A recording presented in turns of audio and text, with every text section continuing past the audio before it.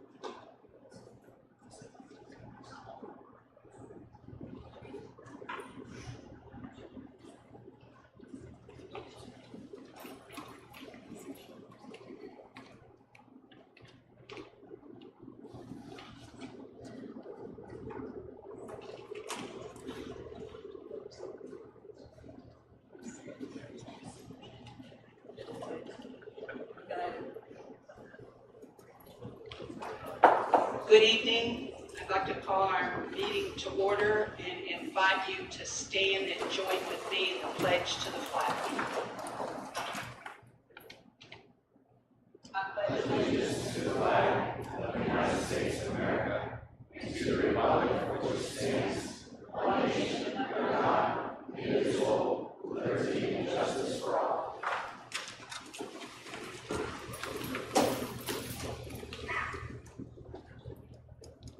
Thank you. Could we have the roll call, please? Mr. Desai? Here. Mrs. Fryrick? Here. Dr. Hessen? Here. Mr. Robinson? Here. Mr. Sanders? Here. Mrs. San Martin? Here. Mrs. Schrader? Here. Dr. Sullivan? Here. Mrs. Turner? Here. Madam President, all 9 members are present, 2 are remote. Thank you. And I'd like to thank the public for their understanding with regard to our lateness this evening, just coming over from executive session. This is your reminder to please silence your cell phones during our meeting. And this brings us to the first opportunity for public comment on agenda items listed in red. This public comment period is an opportunity to be heard by the board on agenda items only. Comments are to be directed to the entire board, not one individual board member, administrator, staff member, or to the audience. Comments will be timed and limited to 3 minutes or less. Please note, board and staff members will not normally respond to comments or questions during our meeting. When you hear your name called, please come forward. You do not need to state your name or address before sharing your remarks.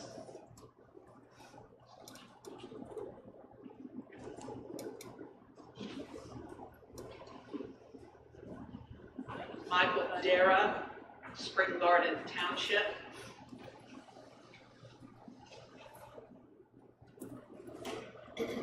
Hello, sir. Good evening. Good evening. My questions are on the treasurer's report.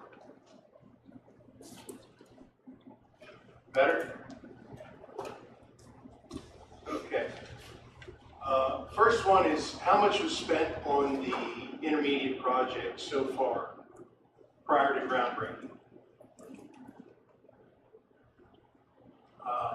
Next is the Valley View roof project. Is it complete? How much mold remediation was done, and what was the cost for the mold remediation if it was done? Because at a prior meeting, I was told there was a lot of water damage under the existing roof. I think that if there was mold remediation done, then the public needs to know about that. Next is on the capital projects. How much funding has been secured so far for these multi-million-dollar projects? And that's pretty much all I have for tonight.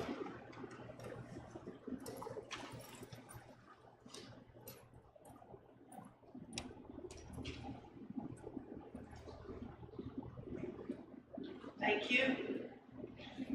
That concludes the first opportunity for public comment, and that brings us to the student board representative report. Good evening, Nicole. Good evening. So last week, summer and enrichment camps started, and it was an awesome summer. At the science camp, students got to dive into hands-on experiences and super creative activities. Over at the Logic Games camp, campers had a blast playing Uno, Battleship, and a bunch of other classic board games that kept everyone thinking and laughing. Please give a big shout out to all of the amazing staff who made this event possible. Also, get ready to support a great cause. On June 27th from 11 a.m. to 3 p.m., our high school students will be hosting the Miniton annual car wash to raise funds for next year's Miniton. Come out to the high school and get your car washed while supporting a meaningful cause. We hope to see you there. Please also take a moment to congratulate our boys volleyball team for their outstanding performance on the PAAA tournament. 3 weeks ago, they competed in the first round, followed by an impressive showing in the PAAA quarterfinals against Holy Redeemer. Great job, Trojans. Finally, the George Superman Education Foundation is currently holding a backpack and school supply donation drive. They are collecting school supplies, backpacks, new shoes, and monetary donations through Venmo to help students in need. You can drop off donations at the Luther Memorial Church right behind the high school building or at the YS administration building.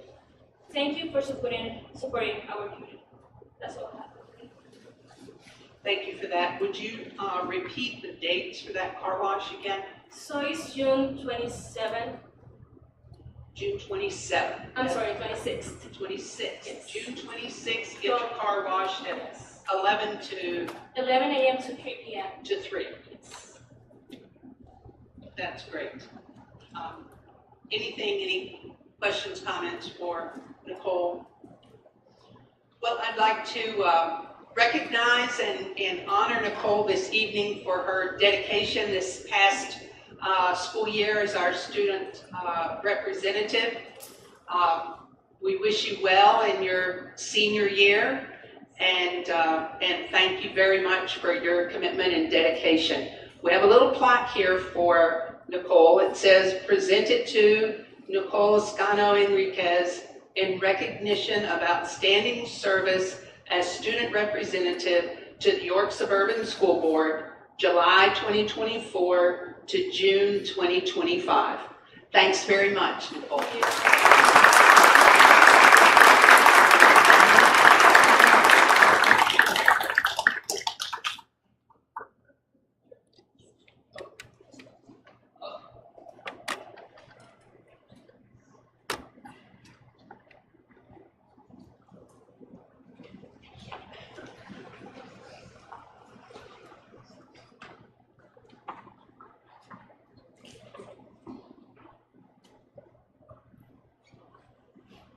Okay, moving on to Board President's report.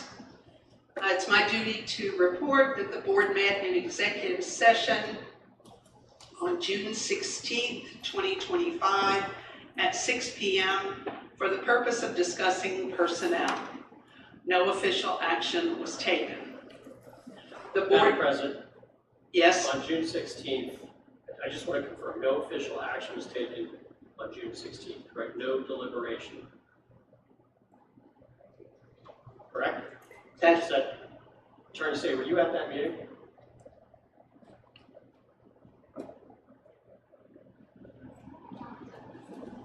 no. Okay, so here's my question for you. On Thursday, we received an email from Mr. Robinson as follows. Is there anything in executive session that can be deliberated on and decided on? Not for official action or deliberation as part of such a document. The items that get discussed. Right. I can't hear you. I can't hear you. So my question to Attorney Say was, is there anything in executive session that can be deliberated upon or voted upon action taken So by the board in executive session? there can be deliberation on items that are qualified as permitting executive session. So we can deliberate on certain personnel items, right? But ultimately, most official action ends up here at the board. So what specifically in a personnel sense can be deliberated upon and official action taken in an executive session? Can you give me an example? Yeah, so, I mean, it's as defined by statute. So, as defined by the statute, items can be deliberated on within an executive session, so personnel matters, giving directives to the superintendent to pursue termination proceedings for an employee, reviewing personnel leave requests. There's lots of examples. I can't name them all. So email was received last Thursday from Mr. Robinson. Ladies and gentlemen, as confirmation of the consensus of board members meeting in executive session on June 16, 2025, the annual compensation of Superintendent Dr. Scott Krauser will increase by 3.5% on the superior results of his annual evaluation. In addition, the board awarded Dr. Krauser an additional increase of 1% to his 403B account in recognition of his distinguished service to and accomplishments for York Suburban School District, which is fine, but we didn't do it in a public meeting. It was done in an executive session. So I can advise the board on that specific question in an executive session at a different time, but I can speak generally that the majority of school boards don't officially vote on increases to superintendents as a routine matter because they've already voted on the contract. I can't speak to every single school district. I appreciate that you can't speak to that, but this email specifically says consensus of the board, which means an action was taken and it was an executive session. Madam President, I have sat in many executive sessions when you have quote unquote taken a poll of the board members. When you're not allowed to do that, this is a blatant violation of the Sunshine Act. Blatant violation. It's my understanding that we were within our rights Understanding from who? from legal counsel. She wasn't there. I'm happy to advise on this in executive session as to what really happened. I'm not going to provide an opinion based upon guesses of what people are sort of articulating here in open session because my advice goes in executive session. But I Understood. will say generally what I said before, which is my understanding is many school districts review and determine compensation annually within executive session after completion of the superintendent's evaluation. And I would say many school districts, it never appears on a board agenda because the contract provides for those rights. So I can speak generally, but I don't know what happened in that exec session, and I can't give advice on that. Well, the email was just read in public, so even if there was a violation, it was cured here. But again, if you're going to make decisions behind closed doors, it goes right to the transparency. And these types of emails is what drives our public nuts because that's why they lose trust in this board. Continuing with the board president's report, the board met in executive session on June 23rd, 2025 at 6 p.m. for the purpose of discussing safety. No official action was taken. Recognition of student board representative for 2024, which we've just done, recognizing Nicole Escano Enriquez for her service as student board representative. I'll also follow up on my comments, Madam President, since this is part of your report. Does any other board member see an issue with this? With what I brought up? So I'm trying to go back to last year, but because this is my second time doing the superintendent evaluation, the way we ran it this year is the exact same way we ran it last year, and I don't remember there being any objection to it. Well, I'm glad to go back and revisit it, and if we didn't do it then it was a violation. And I don't know, I know this year you weren't at this executive session, I don't know about last year. Well, exactly, because I can't exactly swing my schedule around when executive sessions come up out of the blue. But that's all right, I understand you have flexibility. I have job. So do I, but we do this every year. I was not part of the original. Well, then go back and look, but I'm telling you what the law is. I am speaking. That's great. I was not part of the board who created the contract that our superintendent is currently under. But my understanding is the way that contract was written requires us to talk about it every year because it's not outlined what percentage increase he should or shouldn't be getting based on anything. Oh, that's great. We are allowed to talk about it in an executive session. And I'm happy to give you a lesson in Freedom of Information Act and Sunshine Act. We can talk about it, which is why I asked Attorney Seg. It's the act of deliberating and voting, which is There what was this email no, said. I was there was no Well, then voting. Mr. Robinson lied in his email. I just read it to you. It's pretty clear. Consensus of the board. I'd like to move on, please. Consensus means that he. Treasurer's report for May 2025, Mr. Desai. Thank you, Madam President. For tonight's report, for year-to-date, our general fund revenue of $68.4 million against the original budget of $72.1. So that puts it at roughly 95%. And our general fund expenditures is at 62.5 at roughly 85.1%.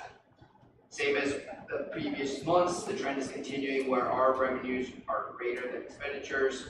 This month it was, or this past month was 5.96 million, generating an interest income of $94,922. For the remainder of the report, I have a consent agenda. Would any board member like any of these items considered separately? Or are there any questions on any of these items? If not, the chair moves approval of the below mentioned items. Is there a second? Thank you. Are there any votes to the contrary? Hearing none, it can be considered unanimous vote. Thank you, Mr. Desai. That concludes my report. Thank you. That takes us to 8.0, administrative reports and discussion items. Dr. Krauser. Thank you, Madam President. Good evening, everyone. A few highlights that I'd like to share this evening. The first one was kind of outlining our high school project engagement. As you recall, we sent out communication to the community regarding a high school engagement activity which reviewed the high school proposed project. That evening, we had 41 attendees that were represented by students, parents, residents, staff members, board members. We also had an additional 31 members who had registered for the evening event but were unable to attend. During that evening, we kind of began here in the cafeteria with a general welcome, and then we ran 4 separate groups, and those groups were engaged in a tour led by district administration, as well as some teachers involved in each one of those groups. And then there were 3 stops around that tour. One was related to the project phasing and the planning. One was related to the program, the plan program, the academic program, and the spaces around it. And then one was related to the mechanical, electrical, plumbing, as well as the financing around that. Great feedback in the evening. The guests were allowed to visit classrooms, got a chance to engage in this back hallway as well as travel through the classrooms and enjoy each one of those sessions. So we appreciate those that were able to join us that evening. We did have a summary and we provided it on our website. There's a page for you in your packet this evening, an opportunity to kind of provide a verbal summary of that, as well as we have a link that you can access our website. There's a FAQ that we've been building related to the information we received that night, the feedback that we've been getting with regards to some questions about the project. So that evening was very successful. Then that data that we took that evening, the next night, we used it with myself and Dr. Ellis and Mr. Wentz and engaged with our high school advisory team, which is a group that's been in place for, I think, almost 2 years now. That's community members, parents, students, and teachers in that group, and we did kind of a rehash a little bit of what we did the night before, as well as solicit some feedback from some general perspectives on plan program, the spaces, the interaction of students in those spaces, and we use that to receive feedback which will drive Dr. Ellis and his team as they begin to really kind of move into the next stage, which is going to be engaging with each one of the departments as the architectural team begins to have conversations with each teaching team to find out what are their needs in that space, and how does that match our current budget, what does that look like as we start to analyze those spaces moving forward. So last week was very busy when we talked about the high school program. We're excited by the engagement that we saw from those that were able to join us and the feedback that we're receiving. That will be an ongoing process, and we'll continue to receive that feedback as we go. And again, all of that is on our website. The second item that I had to share this evening, Nicole highlighted a little bit of that herself, was our enrichment camps that are happening this summer. It's been a busy place, started last week. Each of the camps are running they are running 4 days throughout the course of the week. We have a total of 281 students participating in a variety of different camps. Of course, we are very mindful of the heat today, and we will tomorrow. Dr. Lorfink was out delivering cases of water to our students in some of the buildings today. But the engagement is high. We're seeing students extend their learning as well and engage in new activities. We had everything from playground games today to things that were happening indoors. So it's been a great opportunity for our students, both for incoming kindergarten students all the way up through 5th grade.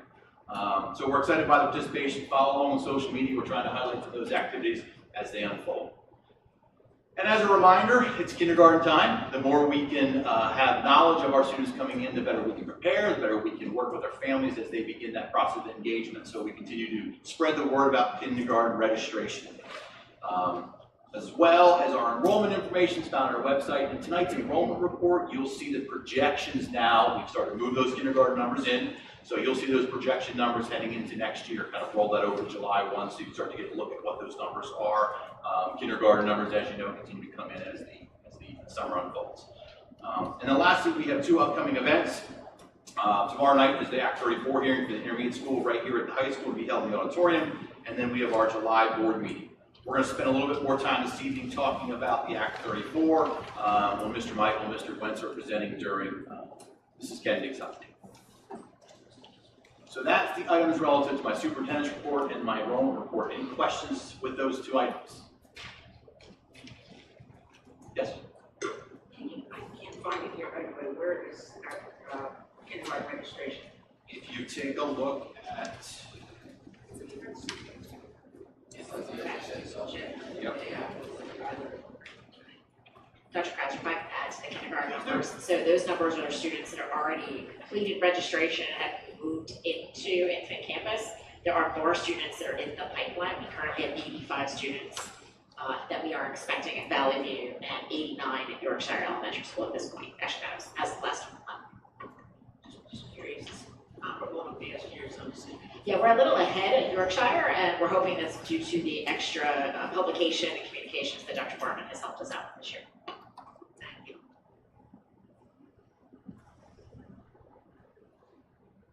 The next item this evening is our second read on our policy, school security personnel. This is a new policy that will be tied into the approval of the SRO, which begins to put in those measures and relationships and understandings around that policy.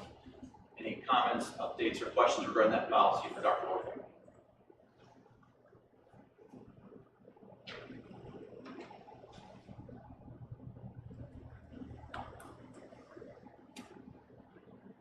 Thank you. That concludes my report.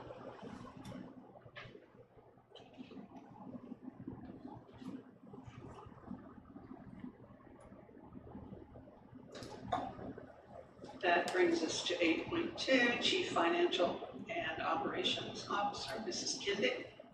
Thank you. Tonight we've asked Mr. Wentz and Mr. Michael to provide us a high school and intermediate school project update. So I invite you to our microphone, please. Thank you.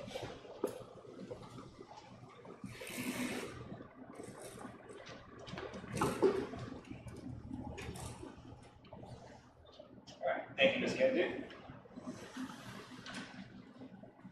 We started updating the intro slides here to share some of the pieces and projects that may not have been widely published. The splash screen that you see right here in front of you, that's actually the main entry to the proposed intermediate school project that the Act 34 hearing will be held on tomorrow.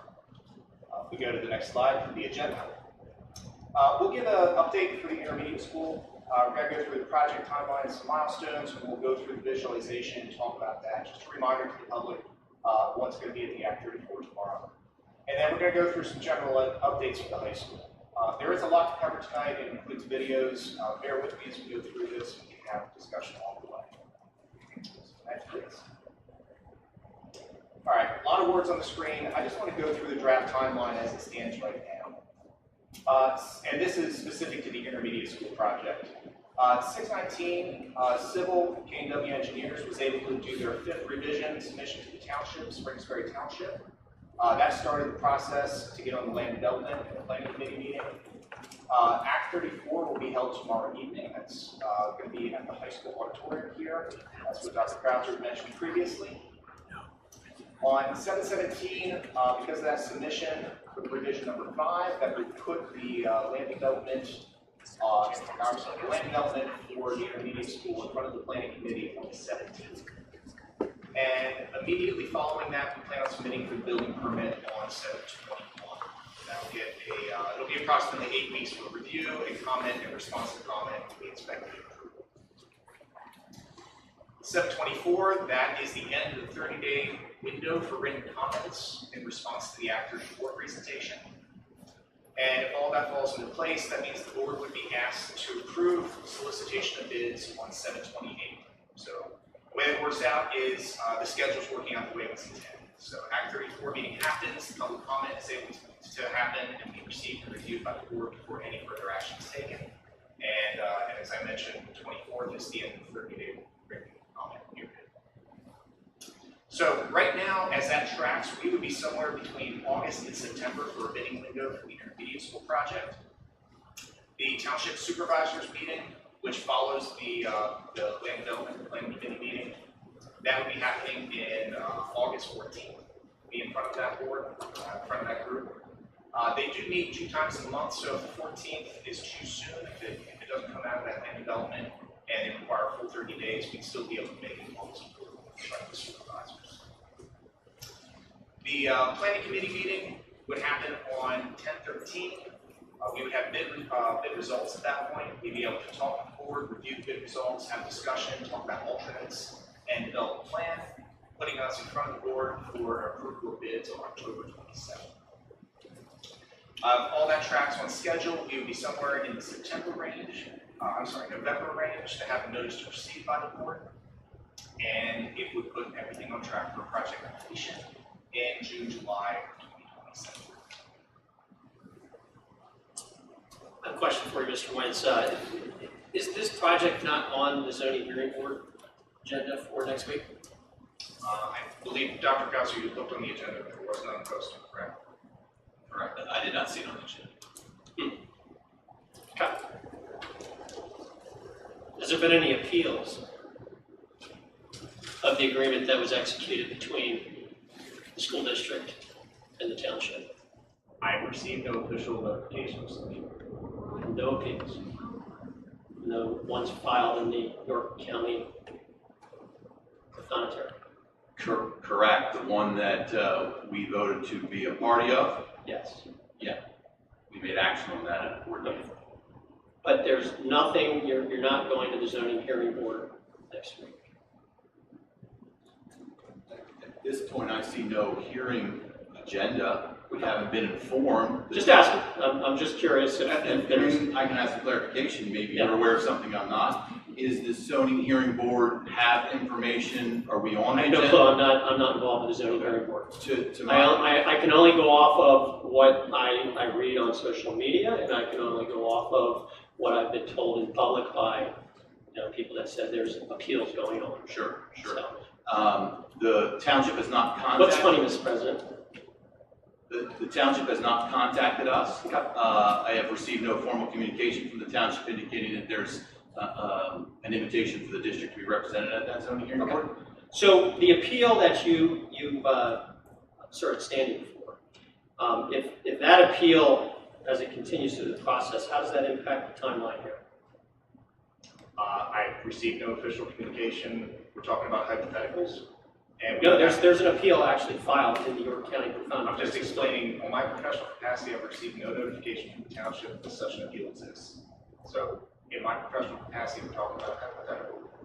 And we would need to have communication with the township to discuss with them how they would have that proceed. Well, your client has stepped in. The school district has stepped in to assist the township in the appeals process. Correct? And I might ask for some legal clarification, but my understanding is the item that was filed by 2 residents in the community was against the township, not specific to the school district. The district's position was a right to serve as and I forget the legal term, but to be party to that particular incident. That action was made by the board, and to date, I have heard no follow-up from the township. Okay. So if you're standing in and you're coming in with standing and you're asserting, you're basically preserving your appeal rights. And the appeal doesn't work out in the township's favor. Does that have any impact on this project? Nobody's read the complaint. Nobody looks at it, Madam President. You seem to find this humorous, so maybe you know something I don't know. I can't speculate as to the result of any litigation. I'm certainly not going to do that publicly. But I can say we, as a right, filed a intervention, which a right is recognized by statute, and we're waiting for proceedings to continue. We have no control over whether they do or they don't. That's for the. So there is a legal process initiated related to this school project, but the school is moving along as if nothing's happening over there. And in your official capacity, you haven't received any official notification. So that's not surprising given your history of reporting to this board. But what I will say is, I think you should probably have some type of official comment as to whether this would impact the timeline of this project, because people are moving forward and we are spending funds for professional advisors related to this. And if it is in the public record that the township is currently being sued, and you have now intervened to work with the township, then you are a party to that proceeding. So, I don't know, maybe I'm crazy, but if it doesn't work out the way that you hope, the timeline might not be right. And I would hope that you would have an alternative to it. But it sounds like you guys haven't read it and maybe just don't know what's going on. I don't know. Well, I can speak that, yes, I have read the file and did seek legal advice on that file. At this point, the district is proceeding, as always, when we bring with these, there are estimates and there are timelines in the process. As we gain information on a daily basis, we edit, review, revise when necessary. So at this point, we have not heard from the township, other than the submittal of our response to be supportive of the work they're doing in the township. So we're going to continue spending taxpayer funds, and again, didn't even let the architect know, because just keep them plugging along, we'll just keep paying their bills, and we'll just keep moving along with legal fees. To be clear, there's nothing that currently prevents the school district from proceeding. Oh, I didn't, nothing that I said stop. I said, what is your plan for it? And when I get, oh, I've got no official response, that tells me you're avoiding my question, which is not surprising. Or your head's in the sand. Well, I would say it's neither, sir. My head is not in the sand. And we will professionally disagree, and if you'd like to take this offline and schedule an appointment, I'd be happy to discuss with you. No, I like our discussions in public, because that's who it's owed to. Okay, I would like us to move on to something a bit more productive, please. Mr. Wentz, the floor is yours. Sure. What you see in front of you here is the computer rendering that we have of the intermediate school project. This is it at its completed phase with the existing East York Elementary raised after final completion. What you see here is the main entry. I'll use a laser pointer to point out. See the main entry with the covered canopy directly outside that main entry. The administrative suite is directly to the side. It has windows on 3 sides, providing good, secure views to all parts of the parking lot, as well as any approach to that front entry area. And then in addition to that, the administrative suite continues around that first floor, that masonry band underneath the media center up above, providing more additional views for national security and surveillance of the site. Off to the right-hand side, these are the 2-story classroom wings, masonry on the first floor, and metal siding on the second floor. The metal siding is a profile that kind of mimics clapboard, making it tie better into the neighborhood. Second floor, that's the Main Street corridor, second floor, bringing natural light into that space and providing views for the students moving throughout the day. Next, please. So a closer up view of what I just described. Again, the administrative suite down below, the media center up above, the entry canopy for pickup drop-off, as well as the extension of that canopy for the drop-off loop as it continues around that. Next, please. This is the south side of the building. This is the 3 classroom wings that you see here per grade level, 2 stories each. Each one of those has a stair tower on the end, and the gabled roof was chosen to better tie into the neighborhood. You have the paved play directly outside, as well as the grass play adjacent to that. In between each one of the classroom wings, you see this gated area. That's actually outdoor classroom space that's accessed through each of the learning labs on the first floor. Next, please. Back side of the building, this is the bus drop-off, the van drop-off. You're able to have the bus stacking going along the outside of the perimeter. There is a back canopy here for the students coming in and out of that entry at that point. And again, these are the classroom wings off to the left-hand side. What you're seeing here is actually a small group instruction space above that canopy, and then the music program with the arts and music classroom, not the arts, I'm sorry, the band and orchestra room, as well as the music classroom adjacent to that. Next, please. Again, just a more close-up view of that canopy in the room.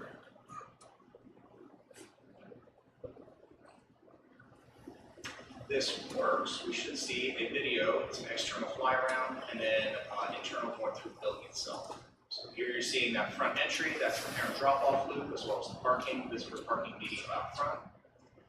You're seeing the play fields coming out here to the side, fenced play area for daily play activities, as well as a second use field out that side for practice for Trojan Soccer Club. Pay and play off to the side here inside that fenced area. Get a glimpse there into each one of those areas, the outdoor teaching spaces for the classroom wings. Coming around to the back bus drop-off loop, you can see the van parking here, the bus parking stacks along the curb. And that is that plaza kind of outdoor area for the pick-up and drop-off of the bus students. There's a little internal view going into the cafeteria. See, I've been working with the school branding, with the bold painted stencil on the wall there. We are incorporating floor colors and floor materials, durable materials, color accents go up to the walls. That would be the entry into the serving area right there for the cafeteria. And you see we've stuck to mostly one-story space. This is underneath the STEM and the art room up above on the second floor, so we do get a little extra natural light with a small, slightly higher ceiling for the rest of the cafeteria. This gymnasium, the board has seen these images previously with the stage included. This is the gymnasium as revised with a smaller footprint, natural light against the north wall. The stage was then removed, the platform was removed from that, so it is just a wall. These are the learning labs. There are 2 of them at the base bid. There are 4 of them as an alternate stacked on top of each other. These are multi-teaching zones. We're able to have 2 or even 3 teaching stations or teaching partnerships happening at one time in these areas for larger activities, larger instructional groups. The courtyard with the outdoor educational classrooms access right off those spaces. This is the band and orchestra room going in through the space. Again, higher ceiling, sloped, good acoustical properties inside the space, large enough to fit the entire band and orchestra room.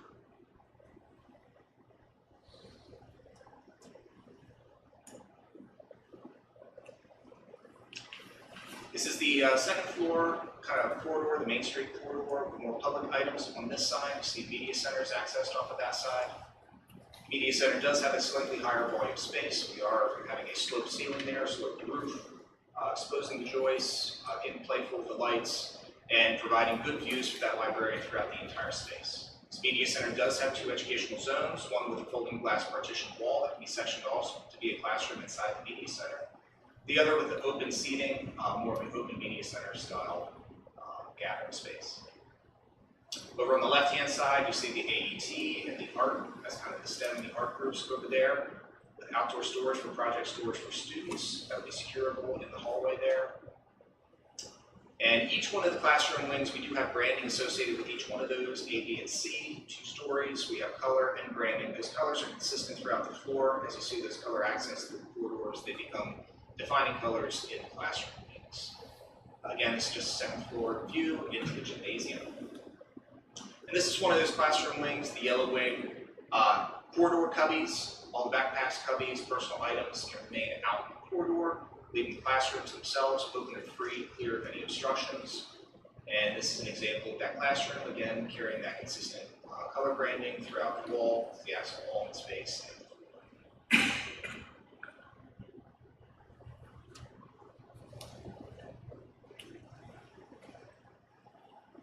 Wraps it up for the video now. To stay in the intermediate school for just 1 minute, about the Act 34, we do have the Act 34 meeting tomorrow. We are going to be going through the legal proceedings associated with that. It'll be led by Stockton Leader. Sorry, not Stockton. Yeah, Saxon, so thank you. It'll be led, I think we do just want to, John, you wanted to have a couple of thoughts here about the estimate as it stands and where Fidavia stands with it as well. Yeah, I just wanted to update the board Fidavia has run all the numbers that are in the Act 34, and we've compared them against bid openings we've had over the last 4 months or so on similar jobs. And we're pretty much in agreement, pretty comfortable with where we think that the general construction and plumbing construction are going to come in. We have seen recently a spike in mechanical and electrical numbers. It is a significant spike. Every contractor that I talked to gave a slightly different reason, but essentially overall it's tariffs, some of our issues with Canada regarding the processing of aluminum, those sorts of things. So it's pushed those two up quite a bit.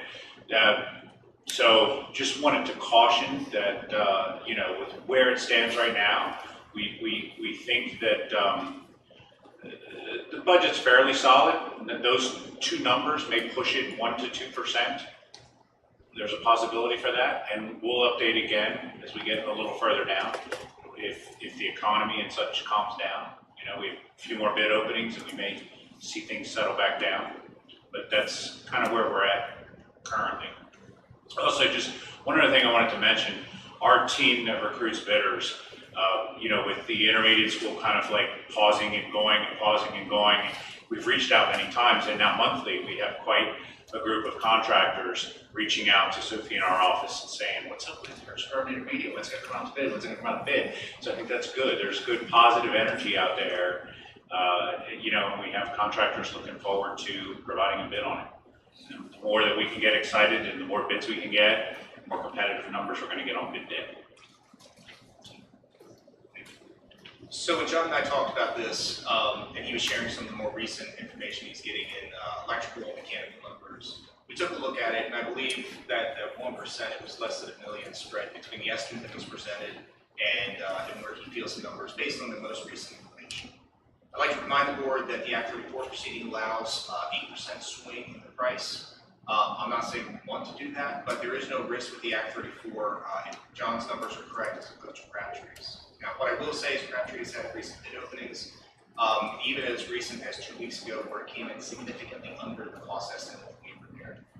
So, I say again. Similar project scale? Actually, similar project scale to the high school. So, so even more intensive, messy renovation. It was actually science additions. It didn't have the pool, but it had the same square footage as science additions and full renovation of the building itself. I guess what I'd like to convey to the board is that this is in the economy that we have, the fact that John and I are still sitting here saying, well, within 1%, it's about $1 million spread maximum, and we are very far off of a referendum as we run capacity numbers and the Act 34 numbers. So we are not at risk of, you know, even if his numbers are the correct ones and the market conditions he's seeing active tend to be what we get on bid day, it still doesn't meet the referendum, it still allows the project.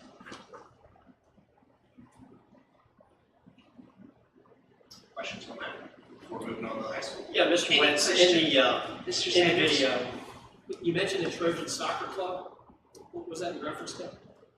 Yeah, currently East York Elementary is used heavily by the very young players in the Trojan Soccer Club. So they use, I believe, 3 smaller fields at a time on the existing East York site, and it was the intent to still have 3 usable small fields for their use after school. Okay. If they continue to operate in that location. Okay, thank you. It's very exciting to see your rendering of this building. It's fun to imagine its completion, so. I appreciate hearing that. To be totally honest, the design, the way it laid out, a lot of the elements in it are a direct result of the community meetings that we had, a direct result of the advisory committee meetings, and how they wanted to bring their culture into the building. So, you know, this isn't some canned project that just we pull out of a book of projects and put in. It really gets influenced by the community. Mrs. Farrer? I didn't see it in your video, but I'm assuming that there's lots of storage from elementary teachers that seem to have more stuff to store than the average person. You know, it's interesting how that keeps growing throughout a project. I feel like schools and churches, if you give them a cubbyhole, they're going to find a way to use it. Yes, we did talk a lot about storage. We did expand storage throughout the process and found additional opportunities as we did. bathrooms are in the halls and not in the classrooms, am I correct? That is correct. There's only a couple instances where a bathroom is in a classroom. It's mostly associated with special needs, whether it be autistic or special education needs. Thank you. Anything else while we're talking about the intermediates building for Mr. Wentz? Okay. All right. Let's move on to the high school. I have this broken out into civil and architectural items. 424 and the 428 items, the site survey, these are things we've reported on in the previous update. I think some of them happened after that previous update though. So the site survey is complete. They are still trying to schedule, and we just talked about it earlier today, in the next couple of weeks to do the more geotechnical testing. That would be for structure and for water infiltration. That'll help them understand what they need to do as far as stormwater and what we need to do architecturally for structure on the site. So those will be happening soon. We did have a meeting on 6/19 with Spring Garden Township. It was a very productive meeting. C.S. Davison was there as well, representing the township engineer. They were very collaborative in the conversation. It's a very positive conversation. They identified some things that were priorities to them as far as incorporating certain aspects throughout the site that we're able to incorporate at no additional charge to the school, no additional expense, I should say, to the school. So it was an extremely productive meeting, and the surprising result of that was when we asked them about their timelines, they were more aggressive than what I ever expected them to be. When I say aggressive, they take less time to review, they expect it to go smooth, and with that collaborative approach with their engineer, I don't expect there to be any major pitfalls. We did talk about zoning. We are within the allowable impervious area for the site, which was actually surprising to me, understanding how overdeveloped this site already is. So we're allowed to be at 45%. We are at 44.5% current design. So that does not require any variance or relief. As far as parking, we are actually in excess of parking by about 50 parking spaces. And we're looking for opportunities to even maximize that more to allow for better parking at the places we would like them on the site. We do have strategies to possibly expand that even further, and we want to talk to the township about those strategies, possibly having additional parking as an alternate. That if we did go that route, it would require zoning relief. It wouldn't be tied to the project. It could be accomplished at a later date. The advantage there is that we could design the stormwater system today to handle the additional parking, build the project, realize if you need the parking or not, and be ready for it at that point in time if you do need it. And then, let's see, earlier today, 6:23, we had a meeting with the administrative team to talk about that meeting that we just had at the township, and Chad from Steckbeck was there and went through the site plan in great detail with the administrative team and facilities team here in Northsburg. So that was a positive meeting as well. As far as the architecture, as Dr. Krauser mentioned, we had 2 meetings last week. One was the community engagement meeting, and the other one was the advisory committee meeting. On the 23rd, today, so we had not been pushing mechanical, electrical, plumbing, structure too hard. We had been working with them, we have our team in place, but until we had that meeting with the township, we didn't really want the engineers to start incurring costs, because if the township came back and said we have major issues with this plan, and we don't see this really having legs, we didn't want the school district to engage those costs. So we've been holding back our other consultant teams under our umbrella to kind of insulate the school. I know when we talked about geotechnical in the intermediate school, I got my wrist slapped a little bit because we did have the team move forward and it did require some redesign. I didn't want that to happen again here. So today we were able to give the entire team an update, get them engaged, they're getting their schedules in place, and as long as they can meet the schedule that we have set forth, we should be in a pretty good position based on the feedback we got from the township. We'll have another administrative update in a week here on the 30th.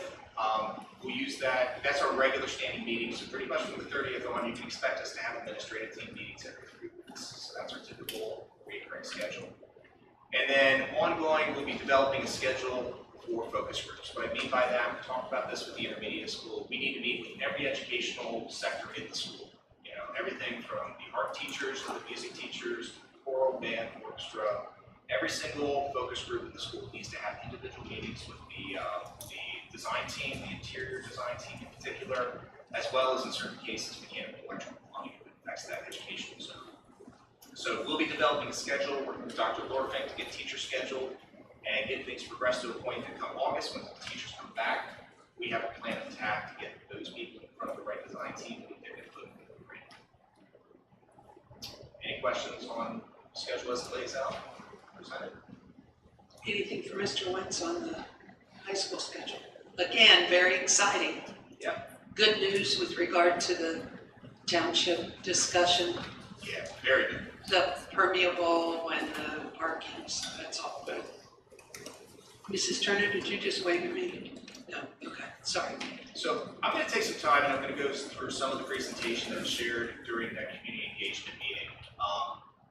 This is just a really high level, dollars, and I like the graphic that Ms. Foreman was able to pull together here for this. I can't take credit for it. It still has a York Sperm logo at the top, and it's even quoted as part of that meeting.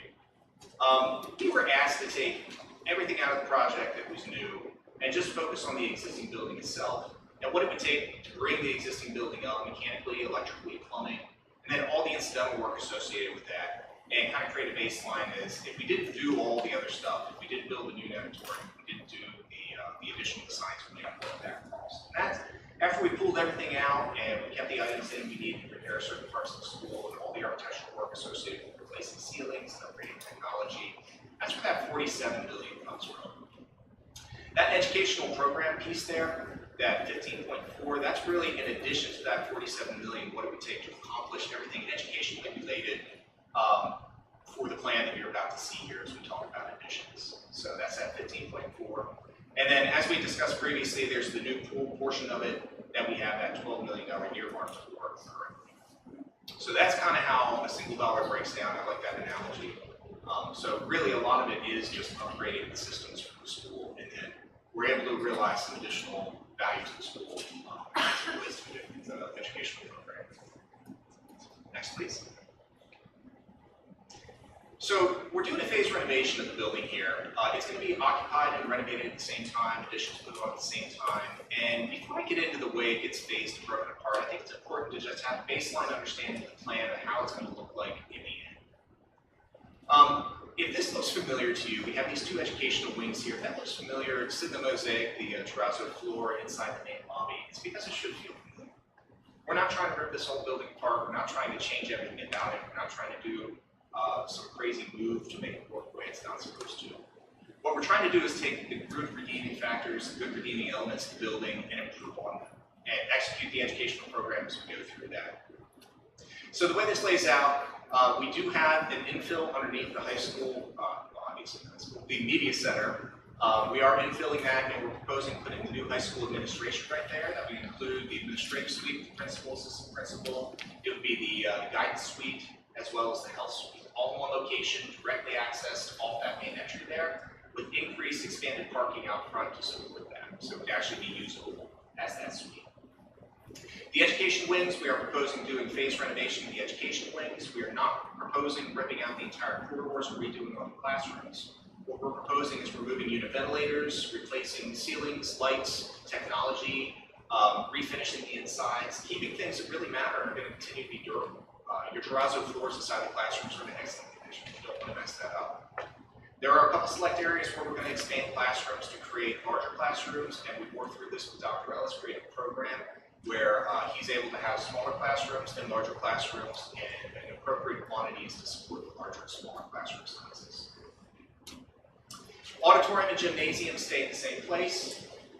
They will have slight improvements. The auditorium, as the board, anybody that was here a couple of years ago, there was an auditorium upgrade package that included lights, rigging, house lights and stage lights, and rigging associated with the stage. That is going to be built into this project. We know the budget for that, as it was previously bid.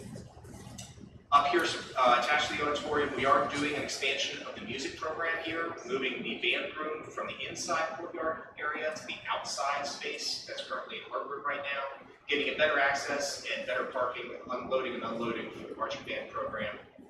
The orchestra room stays where it is, and the current band room will get converted into the floor. You'll notice that art has moved down to create an art tech ed culinary arts suite down here on this end of the building inside the existing footprint. That opens up opportunities to move the kitchen down to where the art room is, move the serving area into where the kitchen is, and expand the usable dining space in the cafeteria to where you see the grills in the back of the room. So Instead of in a previous version, we have been adding, expanding to the outside of the building there, kind of squeezing down that parking lot. We're able to eliminate the need for new construction there and work mostly within the existing footprint. As I mentioned, the gymnasium stays where it is. We are doing renovations internally to this area of the building. That support space adjacent to the gymnasium, the auxiliary gym stays. The natatorium, in this scenario, the natatorium gets moved outside the building, so that natatorium gets repurposed into a fitness center and weight room. The locker rooms get renovated to be appropriately sized. Currently, they are oversized for high school programs. So locker rooms supporting PE adjacent to the gymnasium, adjacent to the fitness and weights rooms. We're able to tuck in a health classroom down here, and the training room can stay in that region of the building. As far as the big new pieces, what we're doing here, the science wing down in the green, that is a 2-story science wing. It has 4 science classrooms on each floor, as well as a flex classroom on each floor. They are carbon copies of each other, creating an efficient stacking construction method that should be cost effective.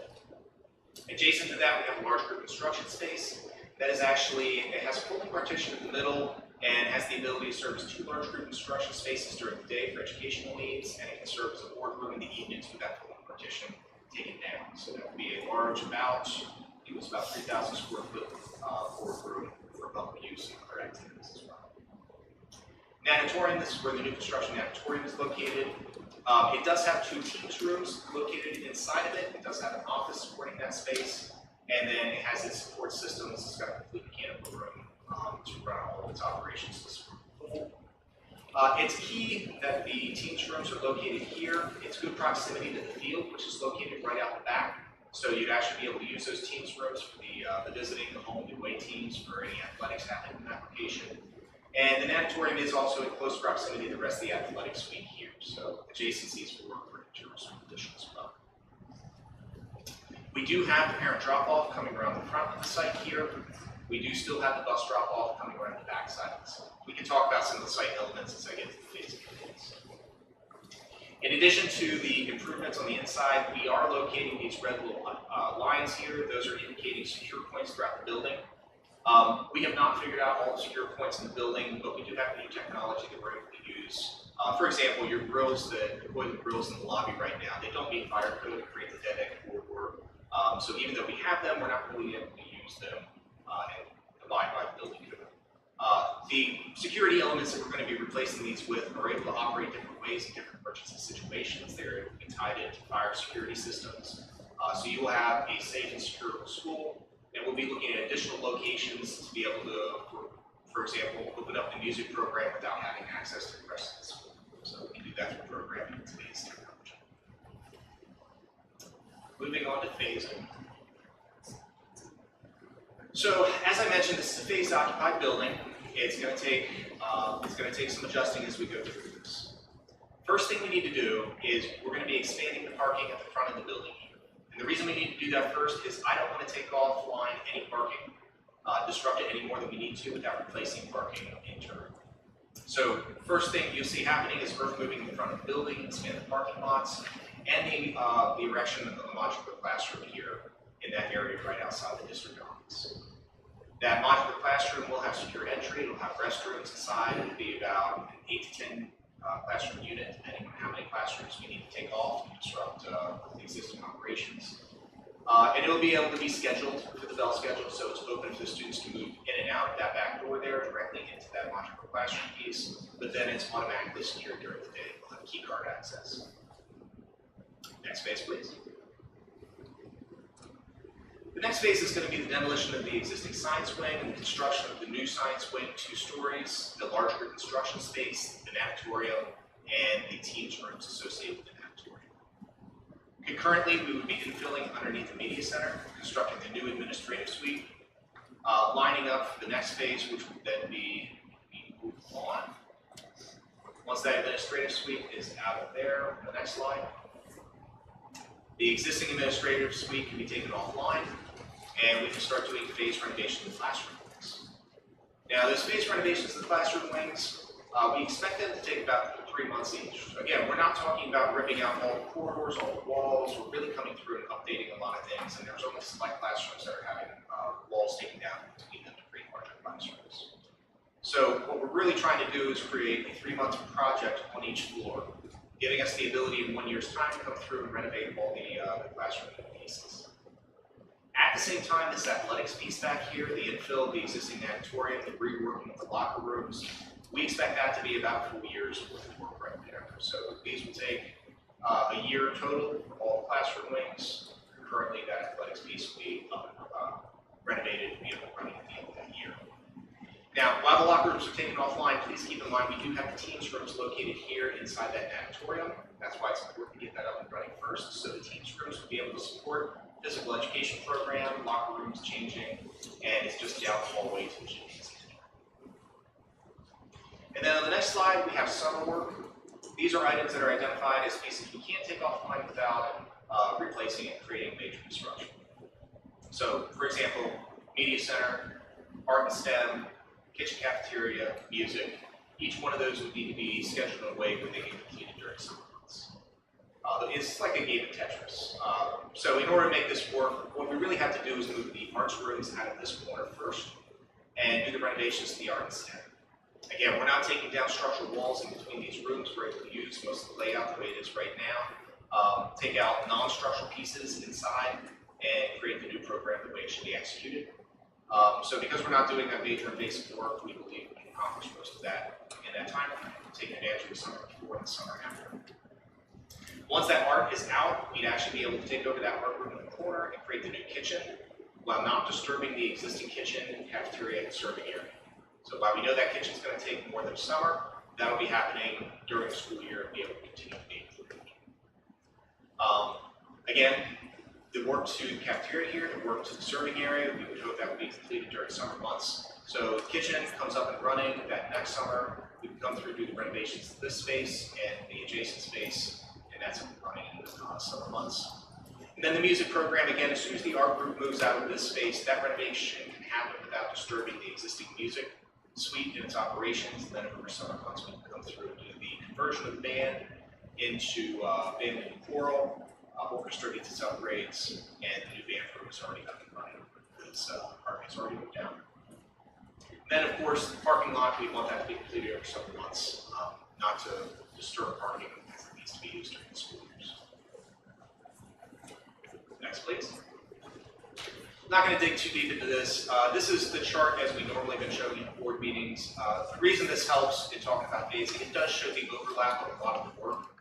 We are taking advantage of doubling up kind of phase 1A and phase 2B in summer months and talking about some of these summer initiatives as we work with Navy, talking about those, we'll schedule those out, which ones are earmarked for each summer. Next, please. So I want to go through some of the exterior 3D graphics that were developed for this community meeting. And I asked my design team to render the existing building, the existing media center, and that existing entry. This is how it looks right now. The reason I wanted to have this as a starting image is what we're trying to do is retain as much as possible. You know, this isn't an endless pocketbook. We want to put the money where it matters. We want to focus on the educational programs and the more directives that we have in that term, for example. And so as we go to the next slide, you'll see we are keeping the exterior cladding of the media center. We're really just expanding that window up and down to the window head, to the building head, to the building sill, and creating an accent wrapper, a new entry piece, to define the new entry piece there. So new windows for the existing school. We're infilling underneath that media center. We chose a dark material. We're proposing dark material to try and give it that same kind of levitating box feel. So again, we're trying to keep the same spirit that's there, the same throwback to the original design, while still creating a new entry point for that administrative suite. So this is where you see the administrative suite on one side, the guidance and health suite on the other side, a new main entry there directly off the parking lot that's been expanded, drop-off loop, and that acts as a secure vestibule that can get you into both of those suites without ever entering the rest of the building. Next slide, please. This is the auxiliary entry to the building. This is that new parking lot side, and this is that new entry being created there. You'll notice here, this is that new two-story science wing, and you'll notice what we're trying to do is not touch the existing classroom wing where we don't have to. You have really durable, really long-lasting materials in that classroom wing. We're trying to retain that as much as possible, replace the windows, increase the energy efficiency. But when it came to the language of developing this new two-story science wing, We want it to feel modern and new, but we want it to feel familiar. So the proposed layout here, the windows offset from floor to floor using the same materials of the brick, using the same materials of that buff color in between the windows, but in a more modern way. I think it would feel a bit cheeky if we just copied the same pattern down into a new construction piece and pretended like it was the same building. Again, a new modern interpretation.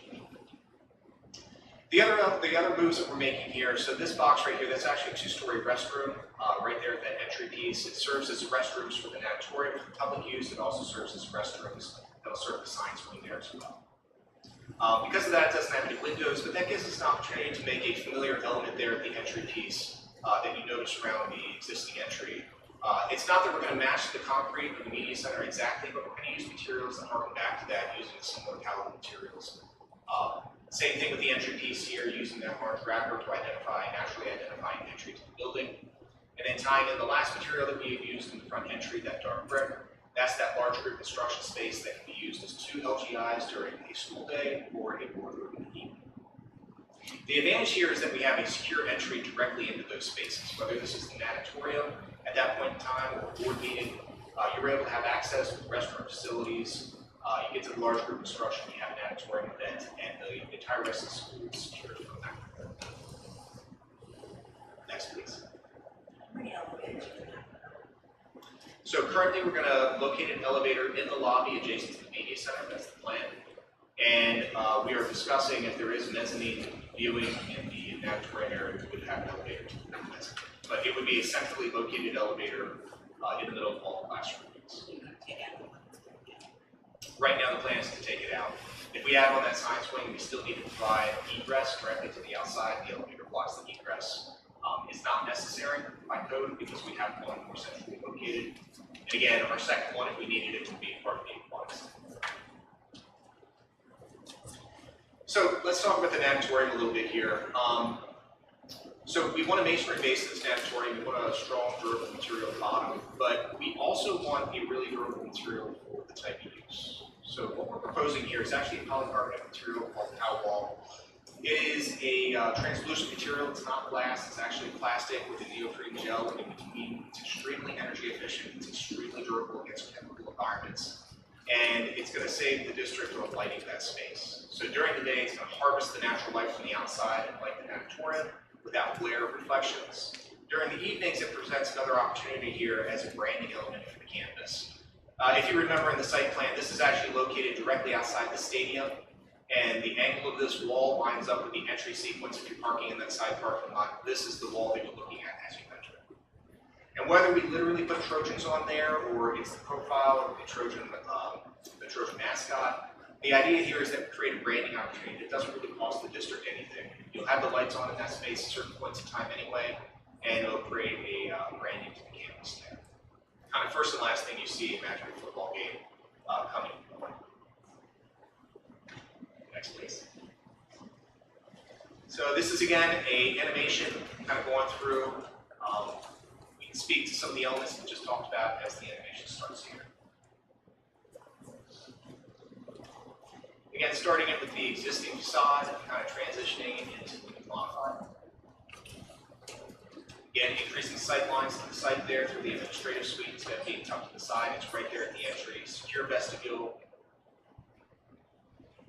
And again, as we come around this side, the reason I think it's important to pay attention to the classroom lane is that we're not really trying to change it. So as the camera angle changes here, we move down, we're really trying to keep the existing building as intact as possible. So this should all feel familiar. And again, as we come around to that science wing here, the camera will stop just for a second, kind of look back at the 2 wings, the new construction science wing and the existing classroom wings. And I hope it's understood that they're meant to speak to each other, reflect each other, be reflective of each other. Again, coming around to the secondary entry side, as an elevation with the athletics entry there, or the evening board meeting or large group meeting entry. Coming around to the natatorium side during the day, start seeing stuff before that.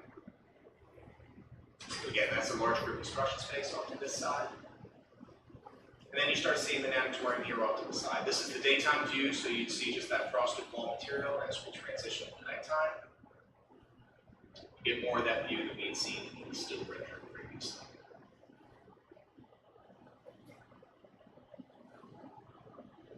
So again, the idea is that even at night, these areas naturally speak to what's happening. It naturally says it's an entry in this area. It naturally says that the main entry is still the main entry. All while respecting the existing elements that are in. And here's an entry at night, the media center up above, that new main entry down below, some sense of the canopy, and the administrative guide suite split. And I think that's the last. All right. Told you it was going to be a lot of information tonight, but I hope it was fun information. Questions? Anything for Mr. Wentz? Mrs. Turner?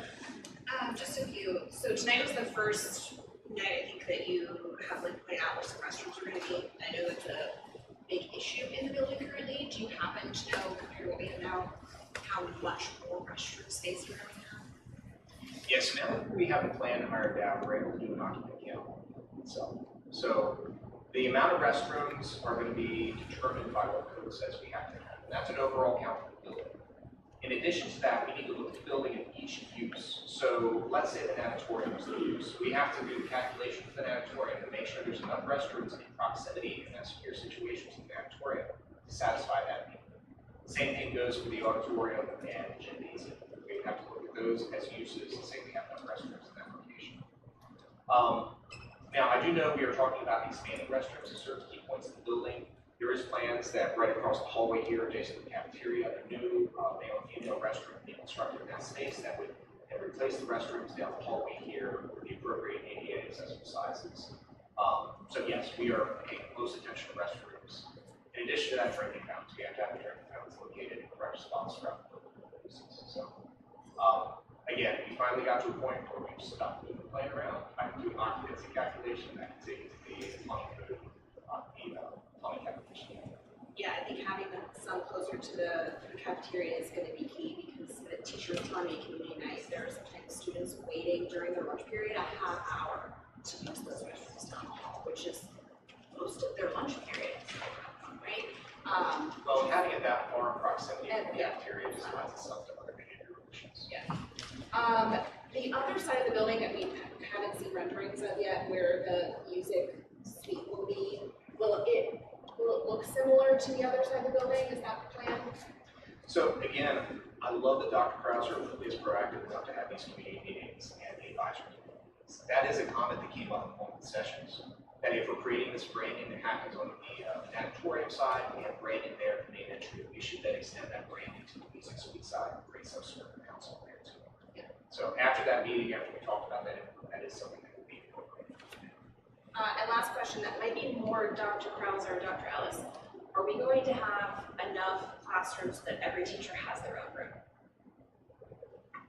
So right now, I'm going to say yes.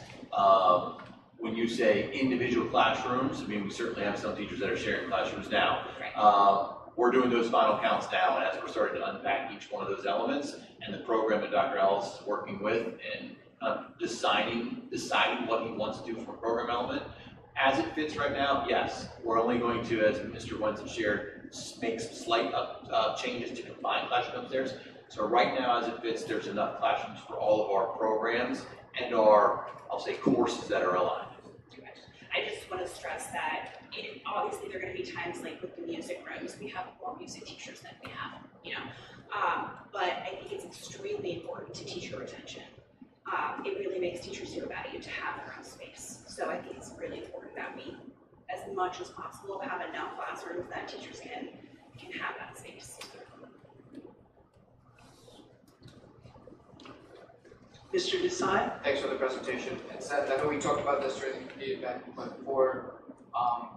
Looking at timeline in terms of both projects, I know at the federal level they're kind of expediting the expiry of the solar arrays, but I know on the state level, the governor had extended the permanent school for solar or solar for schools. if we were to plan that, could we have that assessment included in this at that right time? Yeah, and I think we'd also talked about geotechnical as well. So more engineering on every project I've been involved with them. They've gone through a solar analysis, they've gone through a geotechnical analysis. We can certainly have a presentation where we share the payback. The initial cost investment, if it does have additional cost impact beyond the original budget, and then what that payback means. Thank you. Dr. Sullivan? Apologies if I missed this earlier. Is there a further breakdown possible of the auxiliary phys ed space? Because it's taking up a lot of room. You're referring to the bubble diagram floor plan? Correct. Slide, page 6. I have the slides, not pages. As a general rule, we don't share too much detail in terms of floor plans, public view, just out of safety. Yeah, I think Ms. Potts would go down and shoot that bubble diagram. Not the intermediate place.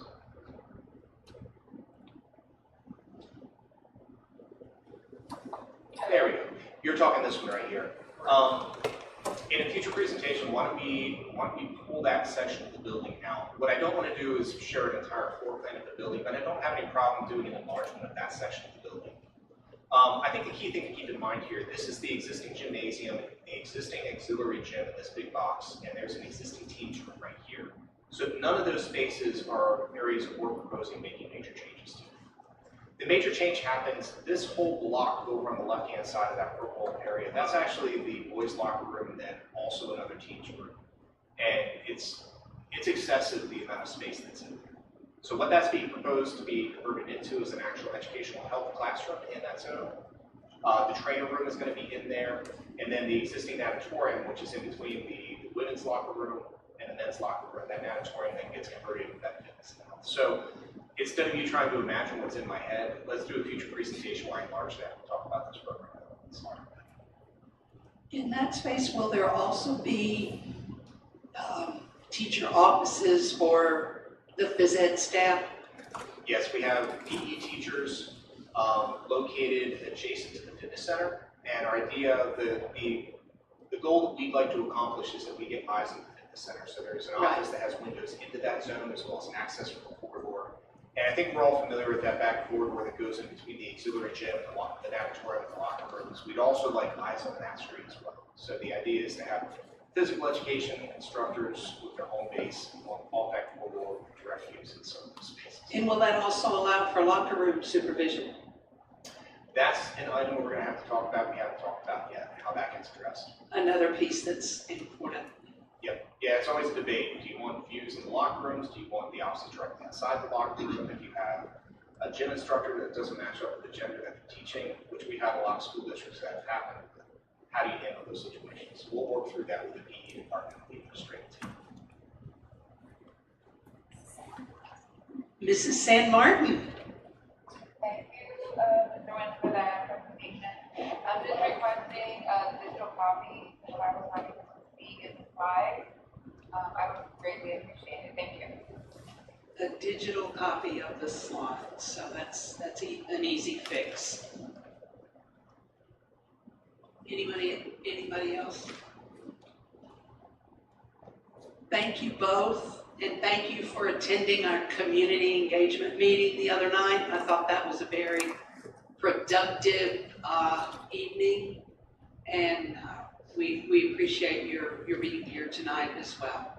Appreciate that. And as I said about the effects, the imprints that the previous community meetings had in the intermediate school, I think Ms. Turner's comment about that side entry, it is so important to get community feedback. It's so important to be able to incorporate those things, those comments, those suggestions early in the process like we are right now with that side entry and the ability to give some branding. I really find it a positive experience to take those comments and incorporate them. That's great, thank you. Okay. Thank you very much. Thanks, thank you.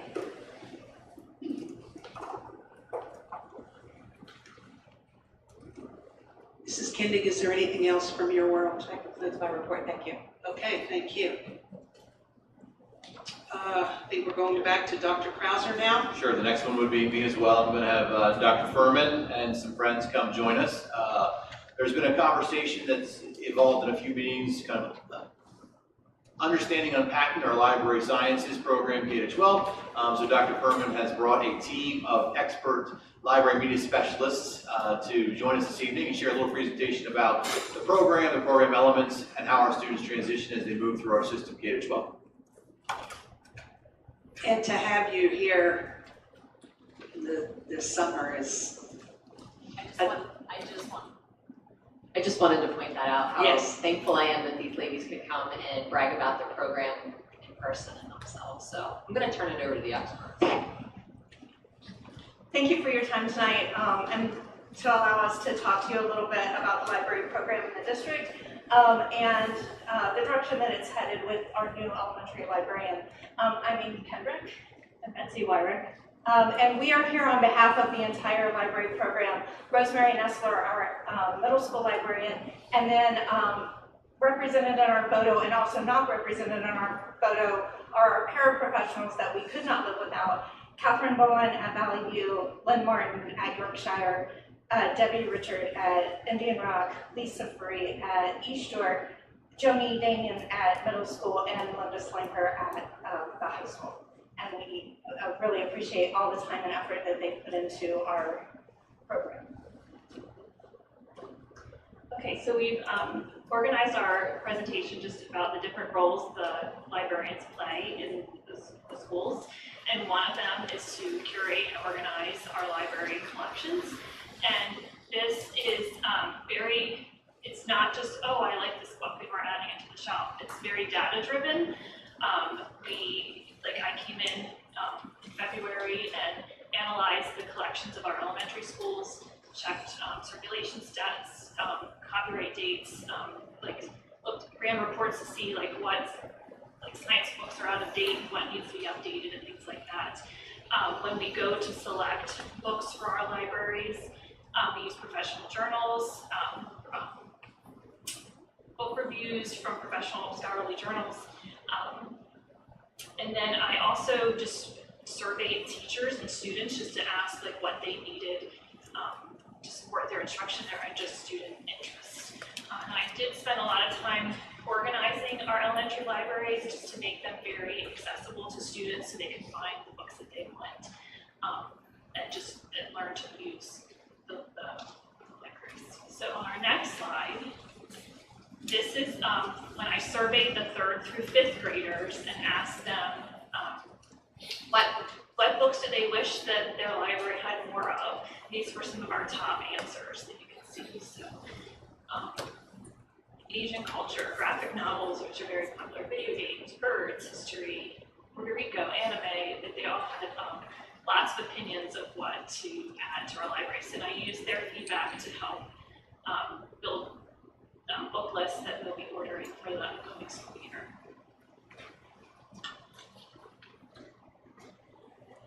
So our libraries throughout the district are mostly instructional. That's what school libraries are usually for. We foster not only a lifelong love of reading, but we also teach the basic skills that students need in most jobs today. We provide this space for students to ask questions, and then we also provide them the ability to find those answers. And we're very proud of that. And we teach them the skills for finding those answers as young as kindergarten. That's our job. And we're very proud of the fact that even a kindergarten can find a question and an answer. And that's what we like our job to be. So we teach them both those things in print, we teach them those in the world of technology, and we encourage them to look for those questions, look for those answers in all of the different ways. And those are the basic skills of research, and we want to teach them those things early, even if they are not calling it research from the time that they're in kindergarten. We're still building on those question and answer skills that then turn into research question and answers by the time they get to middle school and high school, and all of those things that are basic reading skills as they grow up, and then they're learning all of those digital skills and literacy skills for just about any job that they go out and do in their future. The other thing that we are doing throughout the district is we are trying to build consistency across our buildings, starting in the early elementary buildings going all the way through high school. We are trying to find ways to organize our collections, our books, but we're also building that consistency in our curriculum. And our goal is to create spaces and curriculums that grow with the students. We want our students to be able to find familiarity in our libraries so that they're comfortable in the tasks that we ask them to perform, both in the classroom and in the way that they see the world and in the way that they research new ideas.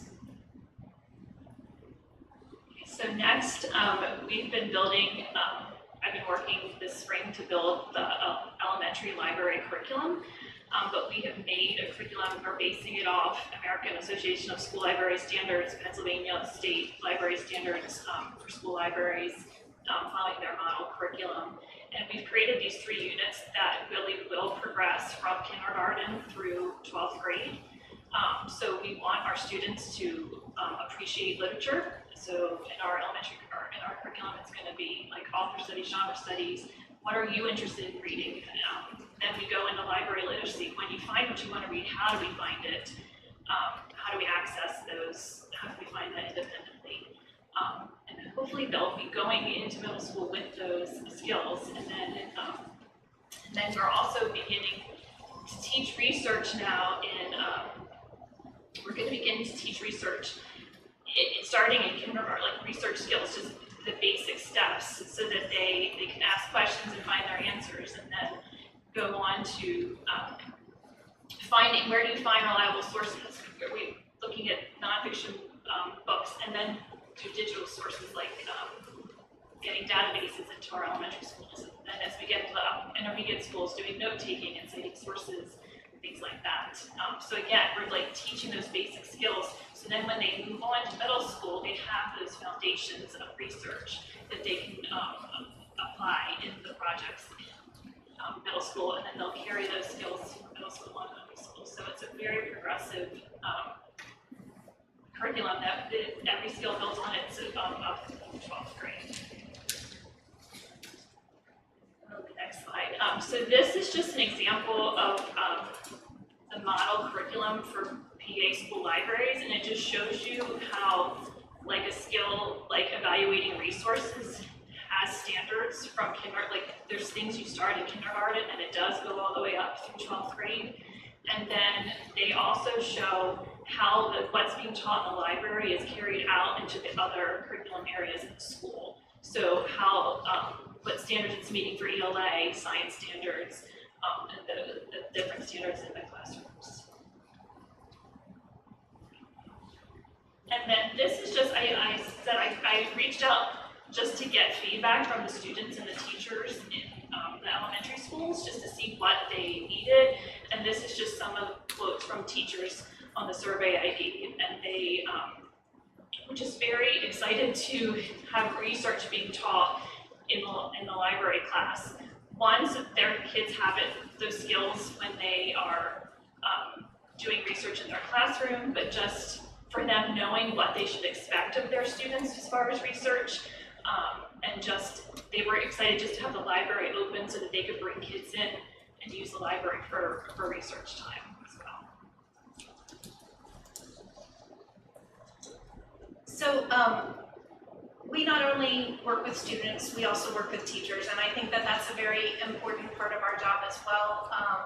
By purchasing the right database and the right books that align with the district curriculum, not only for libraries, but also for all the other curricula across the board, whether it's ELA, whether it's science, whether it's math, whatever that happens to be, we're able to support teachers in their own classrooms. And that way we can guide both students and teachers through whatever projects the students need to complete. And when we can help the teachers, then that just makes students more successful in whatever they have to do. And so one of the things that we do is we collaborate with teachers. So on the next slide, we provide that support with the teachers. We align our resources with classroom curriculum. We provide opportunities through making our products that we purchase in the library and through our databases and through our support systems that we have through public libraries and through the state library system, by making sure those things are available for students and available for teachers, then we can make those things stronger for our students. And then we can provide that professional development for the teachers so that they can take those things back and use them in the classrooms. Again, I just got some very positive feedback from the elementary teachers. They were very excited to have a librarian back in their schools. And just like, I asked like, how can I support you? And they were just like, oh, it'd be great if you can gather resources for us. We used to email a librarian and they gather resources like books and online articles and databases and such. And they were like pointing out like buying up units in second grade and things that they do that they would love support with. And the primary schools just like helping support those, just another voice teaching those early literacy skills of where are the parts of the book and things like that. And everybody was very excited to just collaborate, comparing literature standards, and work on the research. So another role of librarians is just support reading and literacy initiatives.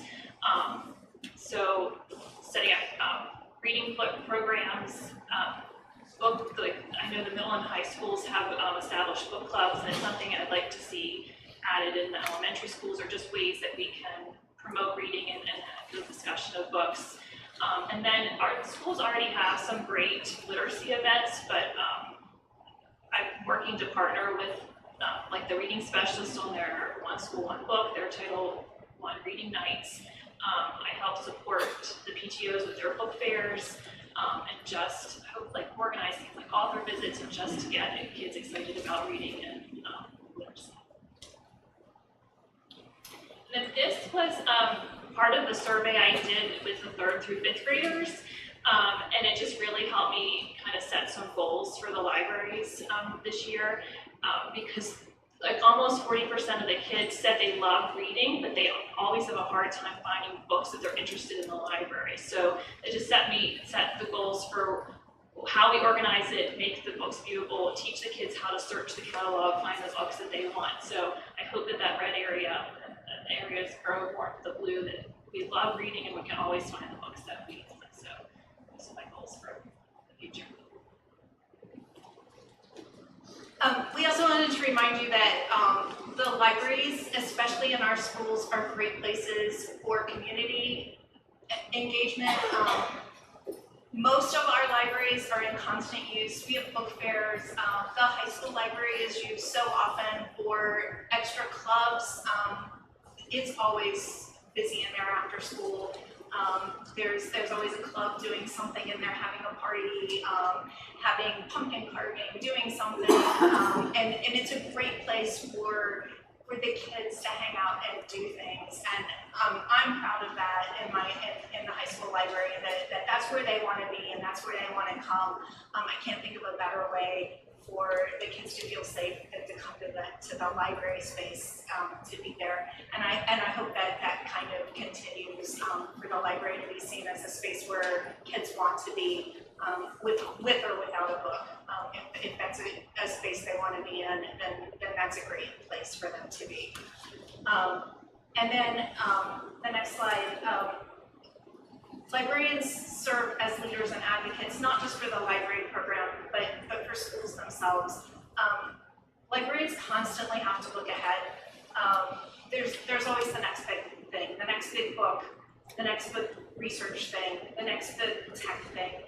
And I think librarians are always like trying to get ahead of the what's the wave that's coming. What big book is is coming, then the kids are all gonna wanna read, and how do we get enough of those in our libraries so that we don't get behind and 25 kids aren't gonna want that one book that we didn't purchase ahead of time.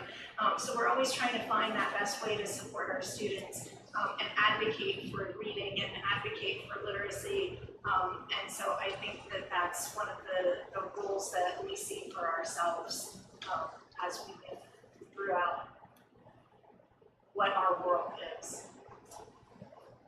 So just to end, we just are highlighting some of the activity, we just have photos to share from some of the stuff happening in the elementary libraries.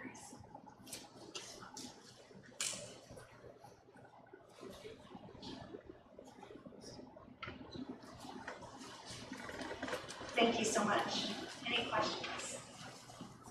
No, but thank you for reminding me how much fun libraries are. I remember many Saturdays sitting in a library sharing books at public library where it was.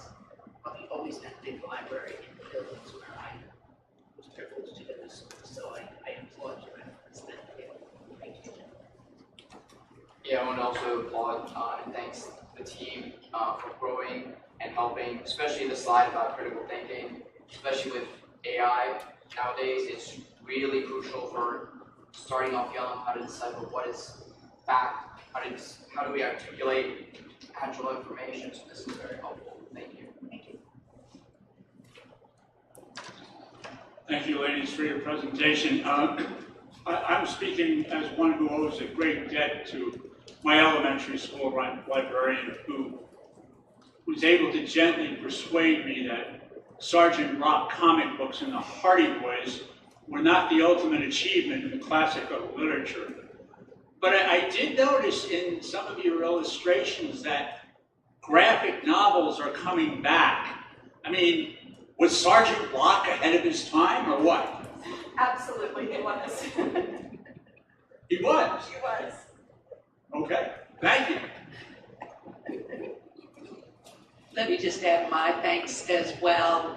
One thing that I always hear about suburban graduates is, one, their ability to write, and two, their ability to research. And it does start with the little ones, and to have this vision that you're offering to carry on this solid curriculum all the way through, and potentially in a bright new building, intermediate building. So hats off, and thanks again for spending a few hours of your summer with us. Anybody else?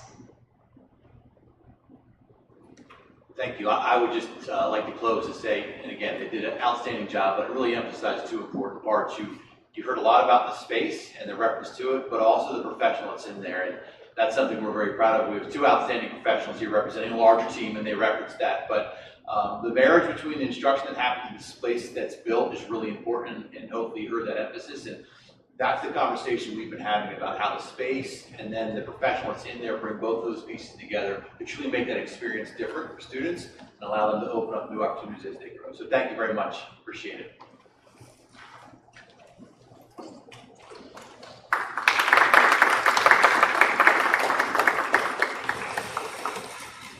The last item that we have this evening under administrative reports is I'd like to ask Dr. Fuentes Gillespie to join us this evening.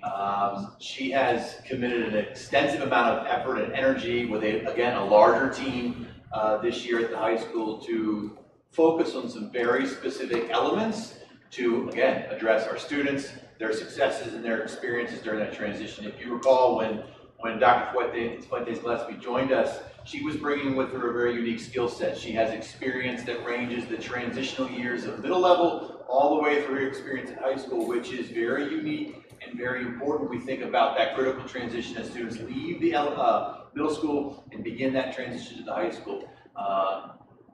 The high school administrative team led that to a focus on what we're doing to generate success for our freshmen, our ninth graders coming in.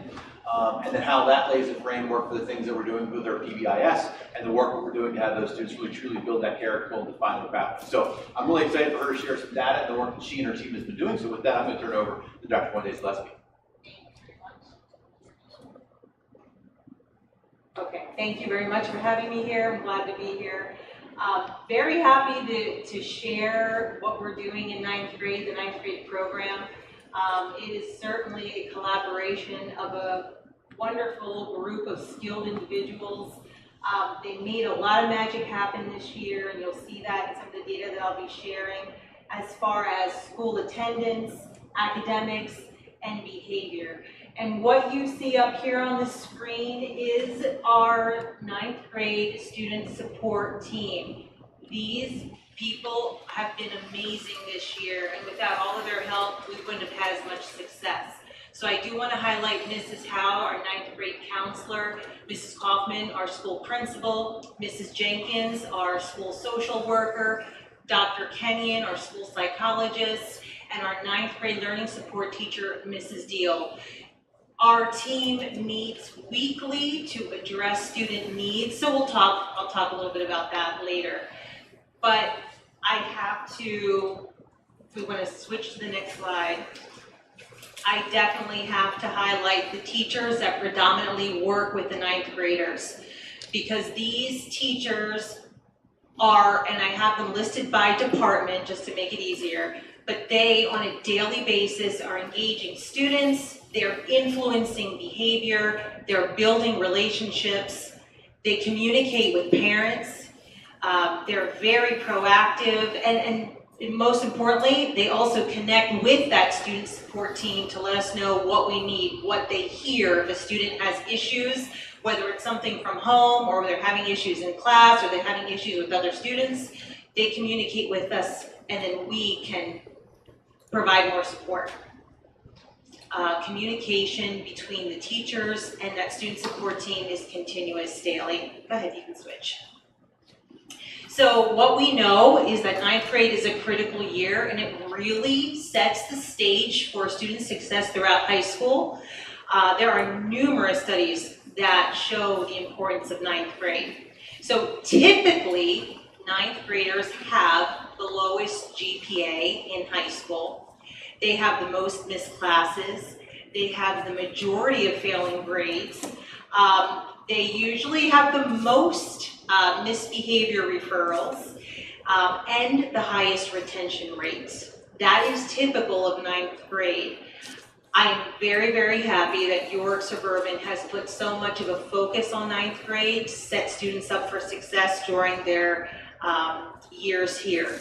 Because the transition from middle school to the high school, even though it's an awesome milestone, it is also met with a lot of stress. It's sometimes students have a sense of loneliness, isolation, and disconnect from other students. So it is important to have that support. We don't want to see their academics decline. We want to make sure that they're in school, and we want to make sure that their behavior is one that's going to help their learning. Next slide. So, as I said, coming to high school, students have a whole brand new schedule. They have brand new study habits. They're establishing relationships with teachers and counselors. When you come to the high school, there's so much more freedom compared to the middle school. But with that freedom comes responsibility, and it's so important to make sure that our kids are ready for the academic rigor here, the social dynamics, and the very high expectations we have.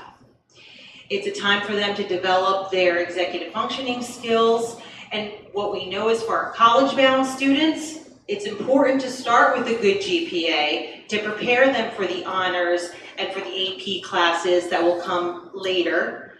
For all students, establishing a good relationship with teachers is going to be key throughout their high school year because it'll provide them support, mentorship, and the relationship with their school counselor is also key because they are working with Mrs. Howe on course selection.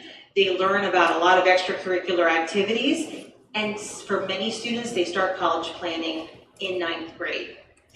Our student support team uses data-driven approach to monitor student performance. So we flag students even before students come to the high school I already have a list of students, we've already talked about them, students that we flagged because of high absence rates, because they had failing grades at the middle school.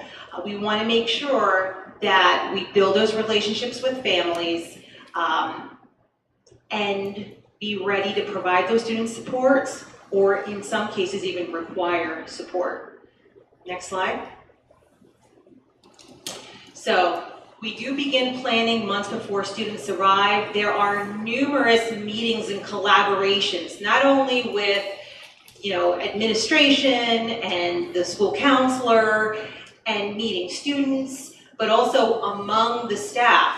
So our 9th grade counselor meets the 8th grade counselor, and this year for the first time, and I want to thank Dr. Sneddon for this from the middle school, we were able to have a collaboration between the 8th grade teachers and the 9th grade teachers. So they could look at test scores, they could talk about what are the best ways students learn, and we could bridge that gap immediately. So our teachers are starting to already get to know the kids before they even arrive here. And meanwhile, back in the building, we've got so many other things going on preparing for students. Like we have Link Crew getting ready for the following year. For Link Crew, I'm not going to get into too much detail, but these are upperclassmen that prepare our students, mentor them throughout the year. Hopefully it's a trusted individual that freshmen can turn to, ask questions to throughout the year. They have all kinds of events.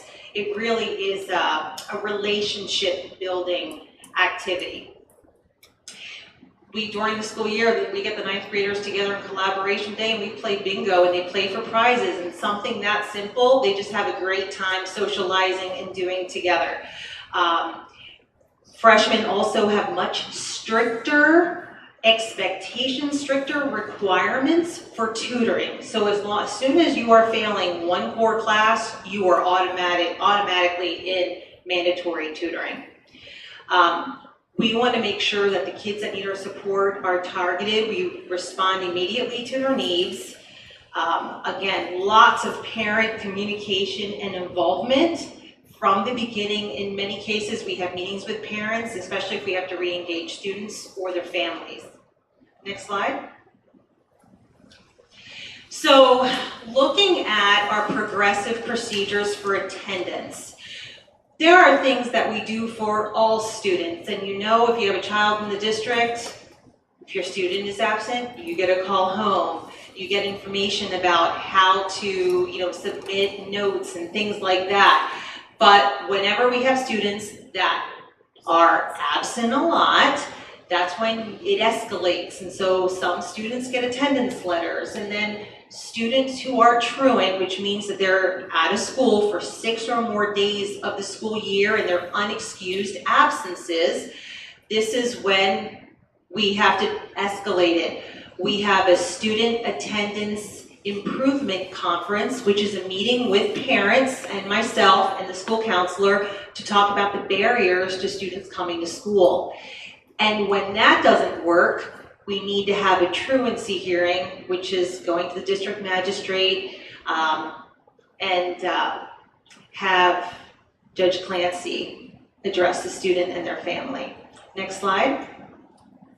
So here I'm providing you with some data so you can see some of the differences and improvements from the last school year.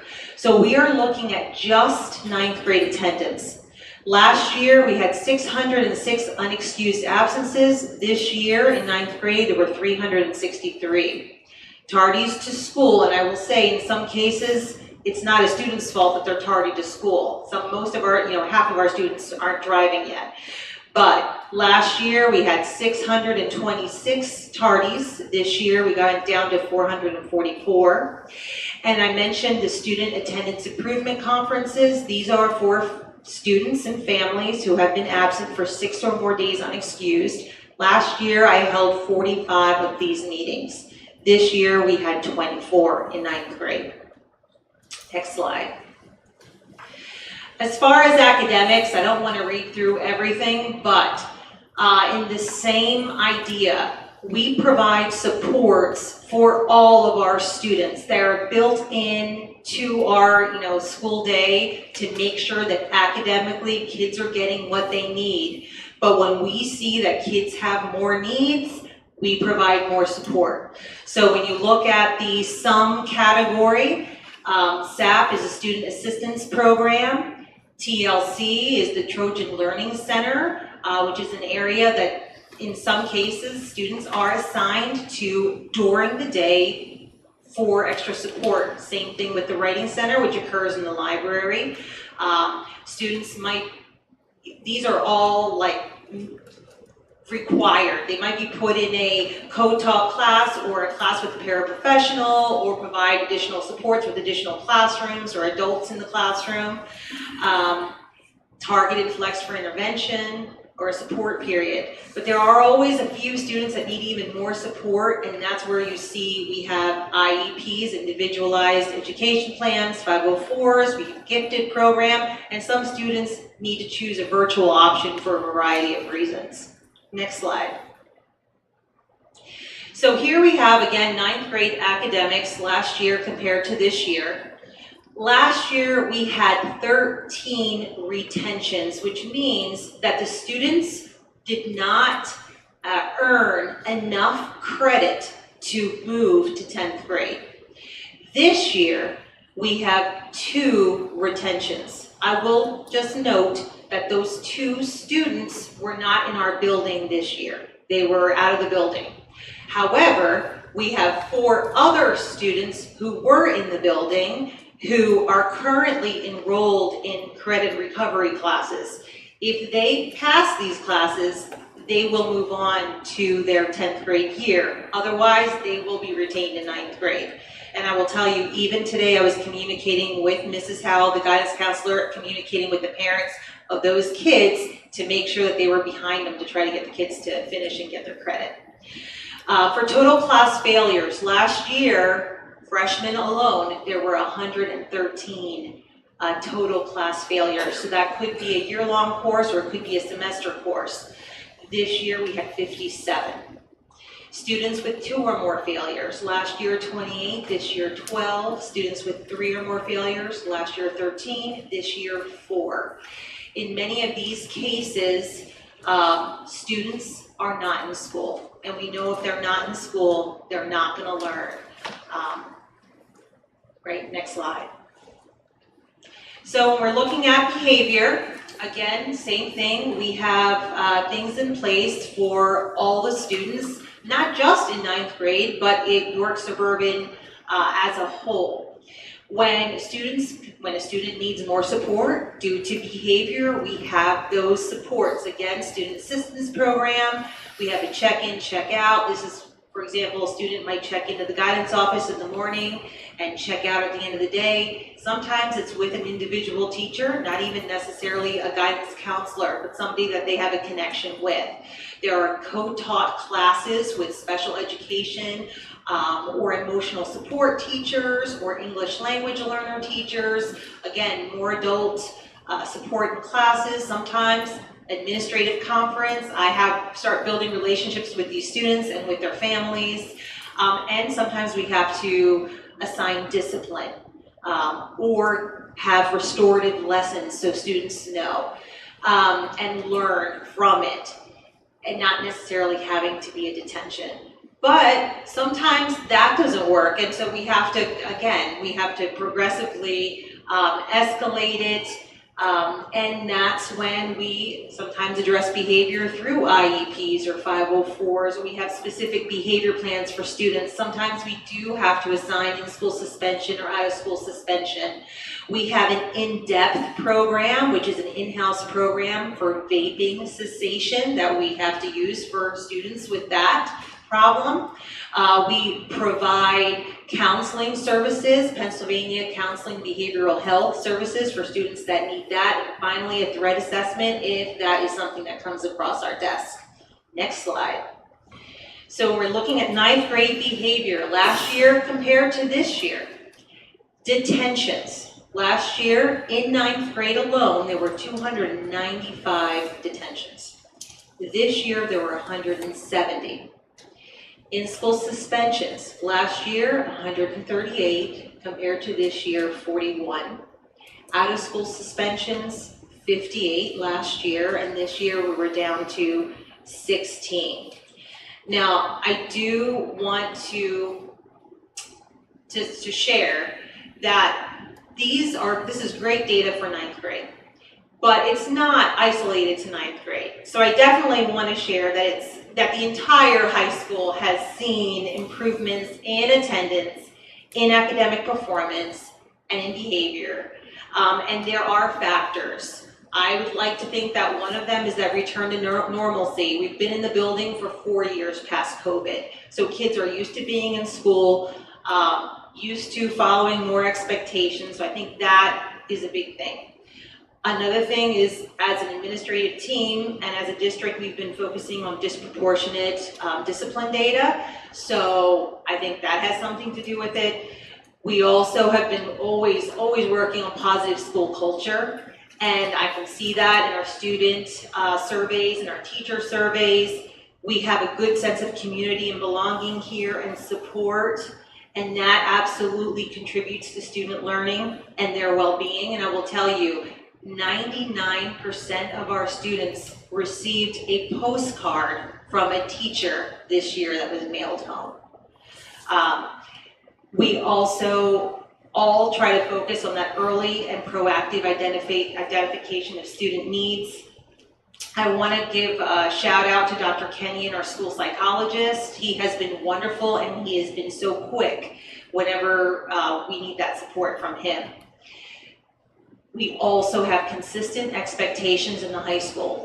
This past year, we rolled out a school-wide orientation program the first 3 days of school, and every single teacher presented it to all of the students. So it was clear, what is it that we expect from our students? And that orientation program was so successful this year. We've updated it based on feedback that we got, and we're going to be doing that again this next year. Next slide. So what's next? This coming year, we're going to continue with the ninth grade student support team meetings.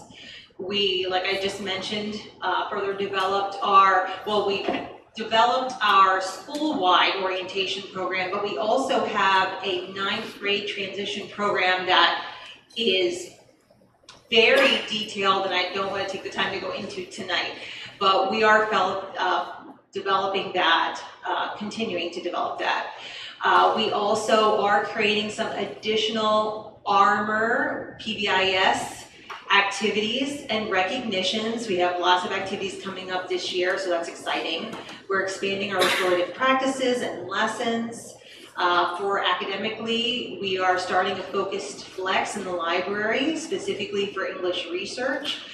We are broadening our school-wide academic cell phone restrictions, and always increasing parent communications.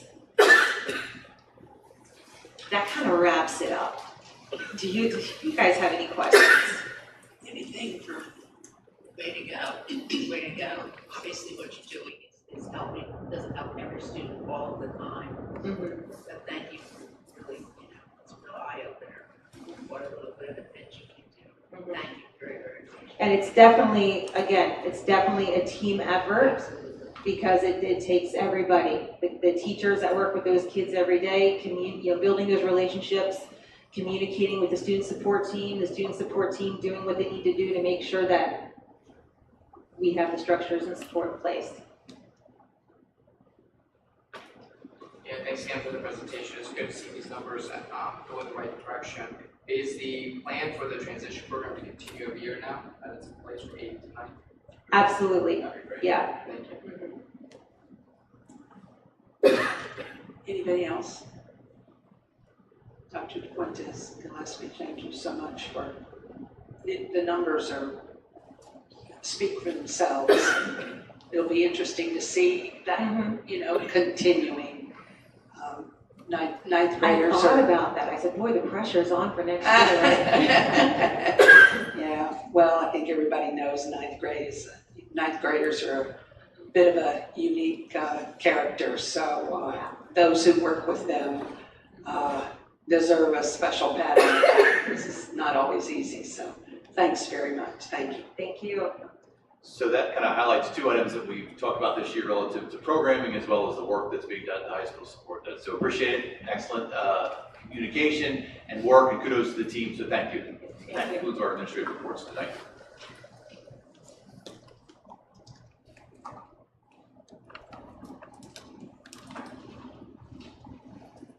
Okay, moving on to 9.1. Our action items, approval of the following consent items. Consent agenda items are listed below. Would any board member like any of these items considered separately? Or are there questions on any of these items? Hearing none, then I need a motion and a second, thank you, to approve these below mentioned items. Can I ask just one question about Sure. the agreement that we have with the Eastern School District for the two students? Does that include the transportation? Are we providing that, or is Eastern providing that? We'll be providing. And that's figured into this, so it will cost something more to get out of Eastern. No, the cost there is just what we would pay to Eastern, so the transportation would be partly would be our transportation, but because it's our transportation cost. Thank you. Anything else on any of these items? Okay, we have a motion and a second to approve these items. Are there any votes to the contrary? Hearing none, this can be considered unanimous. Dr. Lorfink, I believe you have some recognitions. I do. First of all, I just have to start off with congratulating the 3 teachers that come up there that just received their tenure. So thank you to the board and thank you to them for their time with us. We look forward to it. Ms. Sager, Mrs. Toucher, and Mrs. Ulsh. I just want to say congratulations to those 3 ladies for achieving tenure here at York Suburban. And I wanted to introduce our new Spanish teacher. We have our new Spanish teacher, Mrs. Hyris. Stacy Hyris is with us. Stacy's bringing a ton of amazing experience with her to York experience. It is hard to find amazing foreign language teachers. They are becoming a very, they're becoming the endangered breed out there. So we are really excited to have Stacy and Mrs. Hyris join us. Mrs. Hyris, do you want to come up and say hello? And I'll actually got an outstanding book. She can comment on where that came from. Thank you. I'm Stacey Hyris. I'm coming and I'm very excited to be joining the team here at Suburban. I'm grateful for this opportunity. The reason why I'm such a good fit is my mother, is because my lesson that I needed to present to the admin was a cultural lesson. So what more cultural than food? So of course I created the whole spread, and that's how we got to part 2. So again, I thank you for the opportunity, and I look forward to proving that you had an excellent decision. Thank you and welcome. Welcome to York Suburban.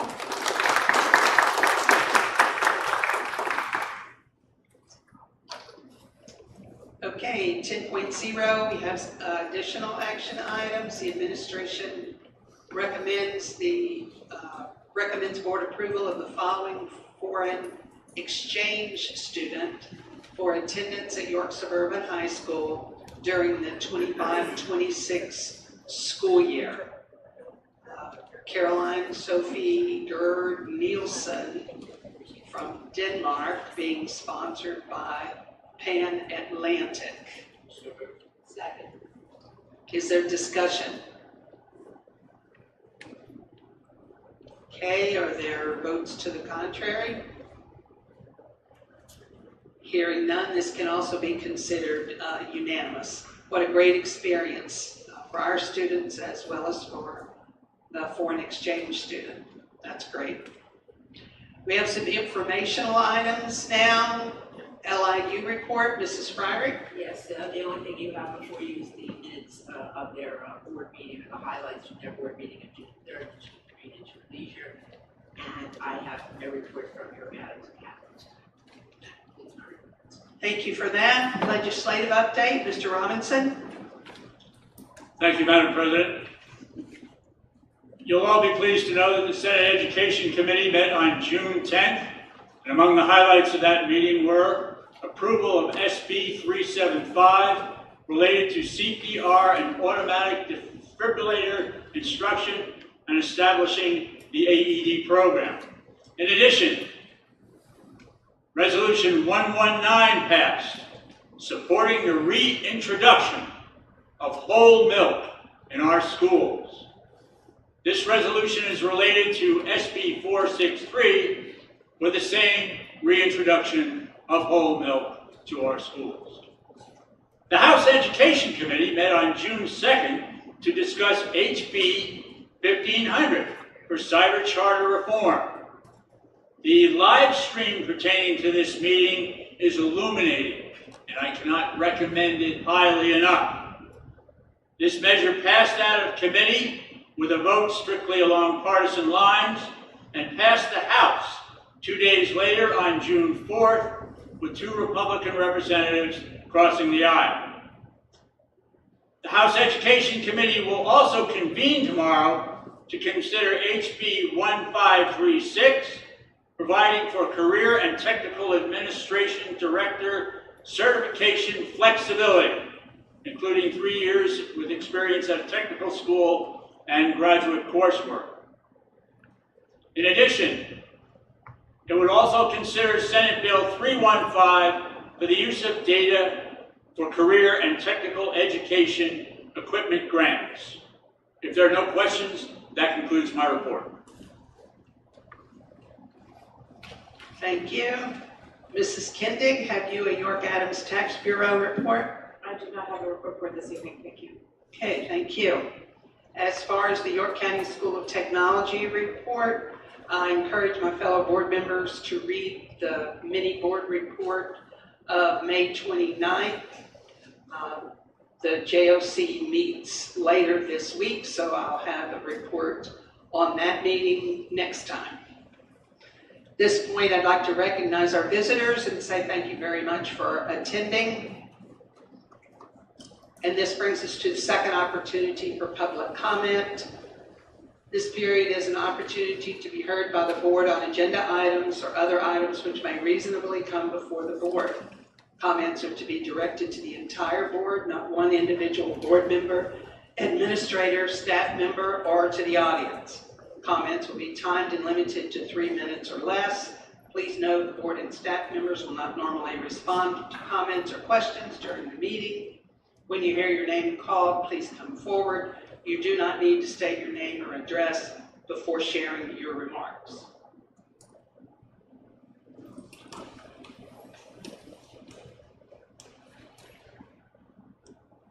Mary Bellavo, Spring Goodsbury Township.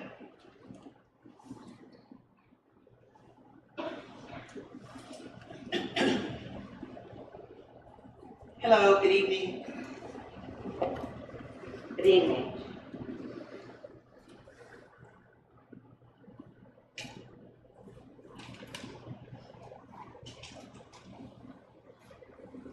I have been coming to the board meetings now. This has been quite an experience, I have to say, since a year ago, February, when I found out about this project. And since that time, this board has refused to sit down with taxpayers to discuss a practical, affordable way to fix the present building project. And in 2019, it was presented at a previous board meeting that there was a study done then that this project was financially not feasible, and I think it was a lesser cost then. And then in 2023, the board voted for this $120 million building project. We know now it has increased, substantially increased. As a former teacher, it's obvious to me that this has nothing to do with education. We heard an excellent presentation tonight from your educators. I thought it was excellent. And these programs are being done in the present buildings. It's obvious that this building project is not needed. It was shocking to me tonight to see there was a timeline. Now you have a timeline for this project, and the price is skyrocketed since we began discussing it in 2019. And in spite of a pending lawsuit, you are continuing to use our tax money to move this project forward instead of waiting for the outcome of this lawsuit. It's irresponsible and it lacks common sense. Needs to stop. You need to stop spending our money until all of these issues are resolved. Thank you. Thank you. Michael Dara, Spring Garden Township. Okay. He declines. Chris Sanders, Springersbury Township. Hello, good evening.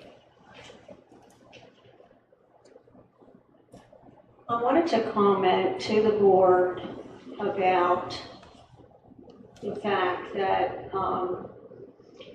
the taxes continue to go up and the test scores, as far as I know, continue to go down. We are about, or you would like to spend $120 million, borrow $120 million, which in the end will cost the taxpayers over the years $250 million. Now, this evening we had a discussion about the raise that we're giving to the top person that handles the whole district. I, as a taxpayer, would like to have heard why he is getting that raise. Not from a standpoint of why is he getting it, but give us some information, be proud of the fact that he's doing a good job, and tell us what were the markers that our administrator had to meet in order to get a raise. To me, this makes sense for the people that are paying the bill to understand that and to know that. And if he's doing a great job, congratulations. But there's nothing like that that's being talked about. It just seems like everything is done in secret. And whenever anyone brings anything up that causes any type of angst, we must not talk about it. Our board supervisor always wants to move on. This is what I feel is the problem. We need to talk about things, and you continue to have a veil, I feel, that you don't want to discuss anything in front of the public because you always want to do it behind closed doors. So it's disappointing to me that we don't hear about why we're giving our superintendent a raise. And that's all I have to say. Thank you. Thank you.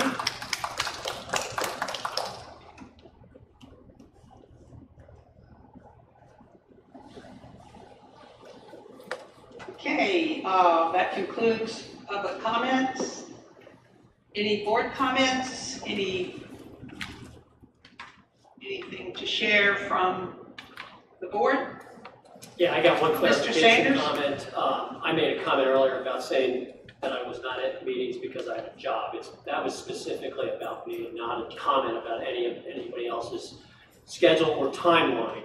But what I will say is there seems to be an uptick in executive sessions put forth by you, Dr. Krauser, and they're being put on the calendar, and people with schedules like mine and others that are working full-time, it's difficult to make these executive sessions on a constant basis. So, once again, if it's going to be brought up when I say that, it's because I do have other obligations that I have to attend. So, thank you.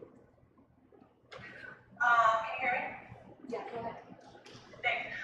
Mr. Chair, we all kind of have a ton of commitments and families and other volunteering things that we do, and most of us make an effort to attend all the meetings. You can yourself remotely. I'm 39 weeks pregnant. I'm here remotely at this meeting. Yolanda is home traveling here remotely at the meeting.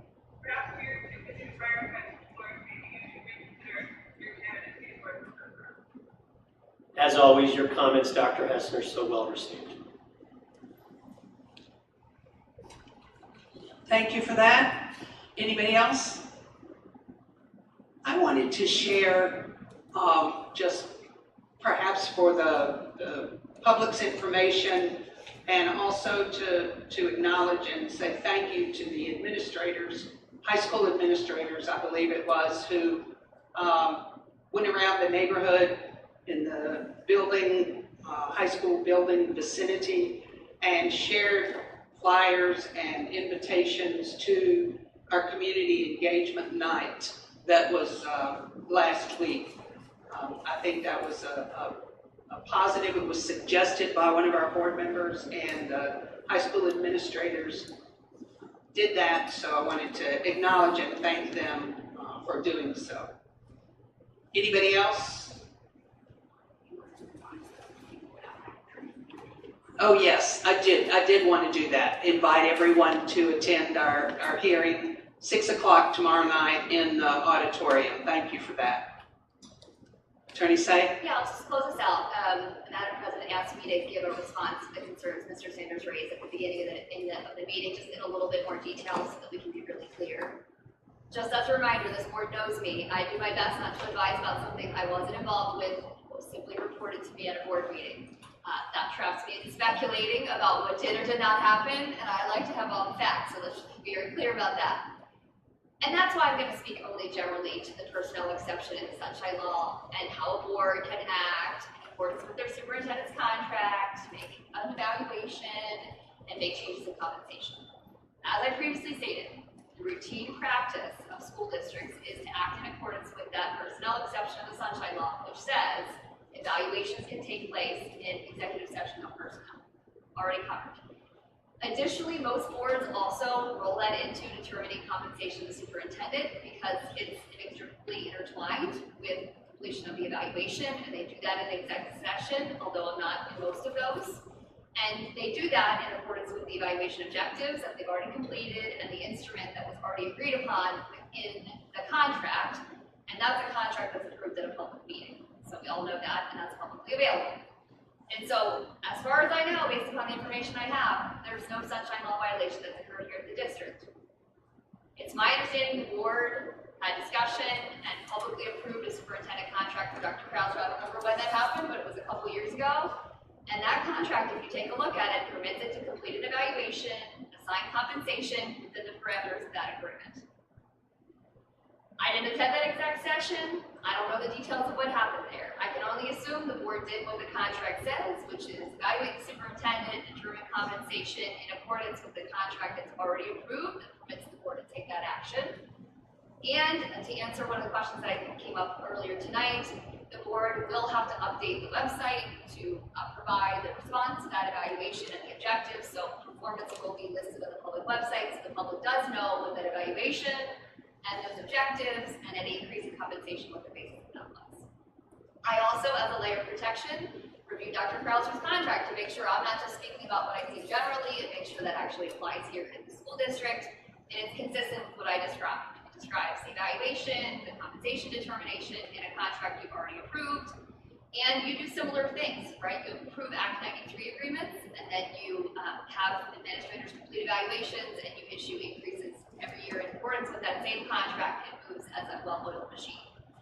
So I'm also very practically not aware of any school district that annually approves their superintendent increases as a routine matter for board action. I'm sure there's some variation, but my experience is that doesn't happen as a routine matter. But I'll say this, if the board has additional concerns after hearing this information, I'm happy to look into it, and if there's information or contradictory authority that anybody wants to provide to me, I'm happy to look at it and give advice later when I know all the details. Is that fair? Thank you. Thank you. Okay, thanks everybody. We can stand adjourned.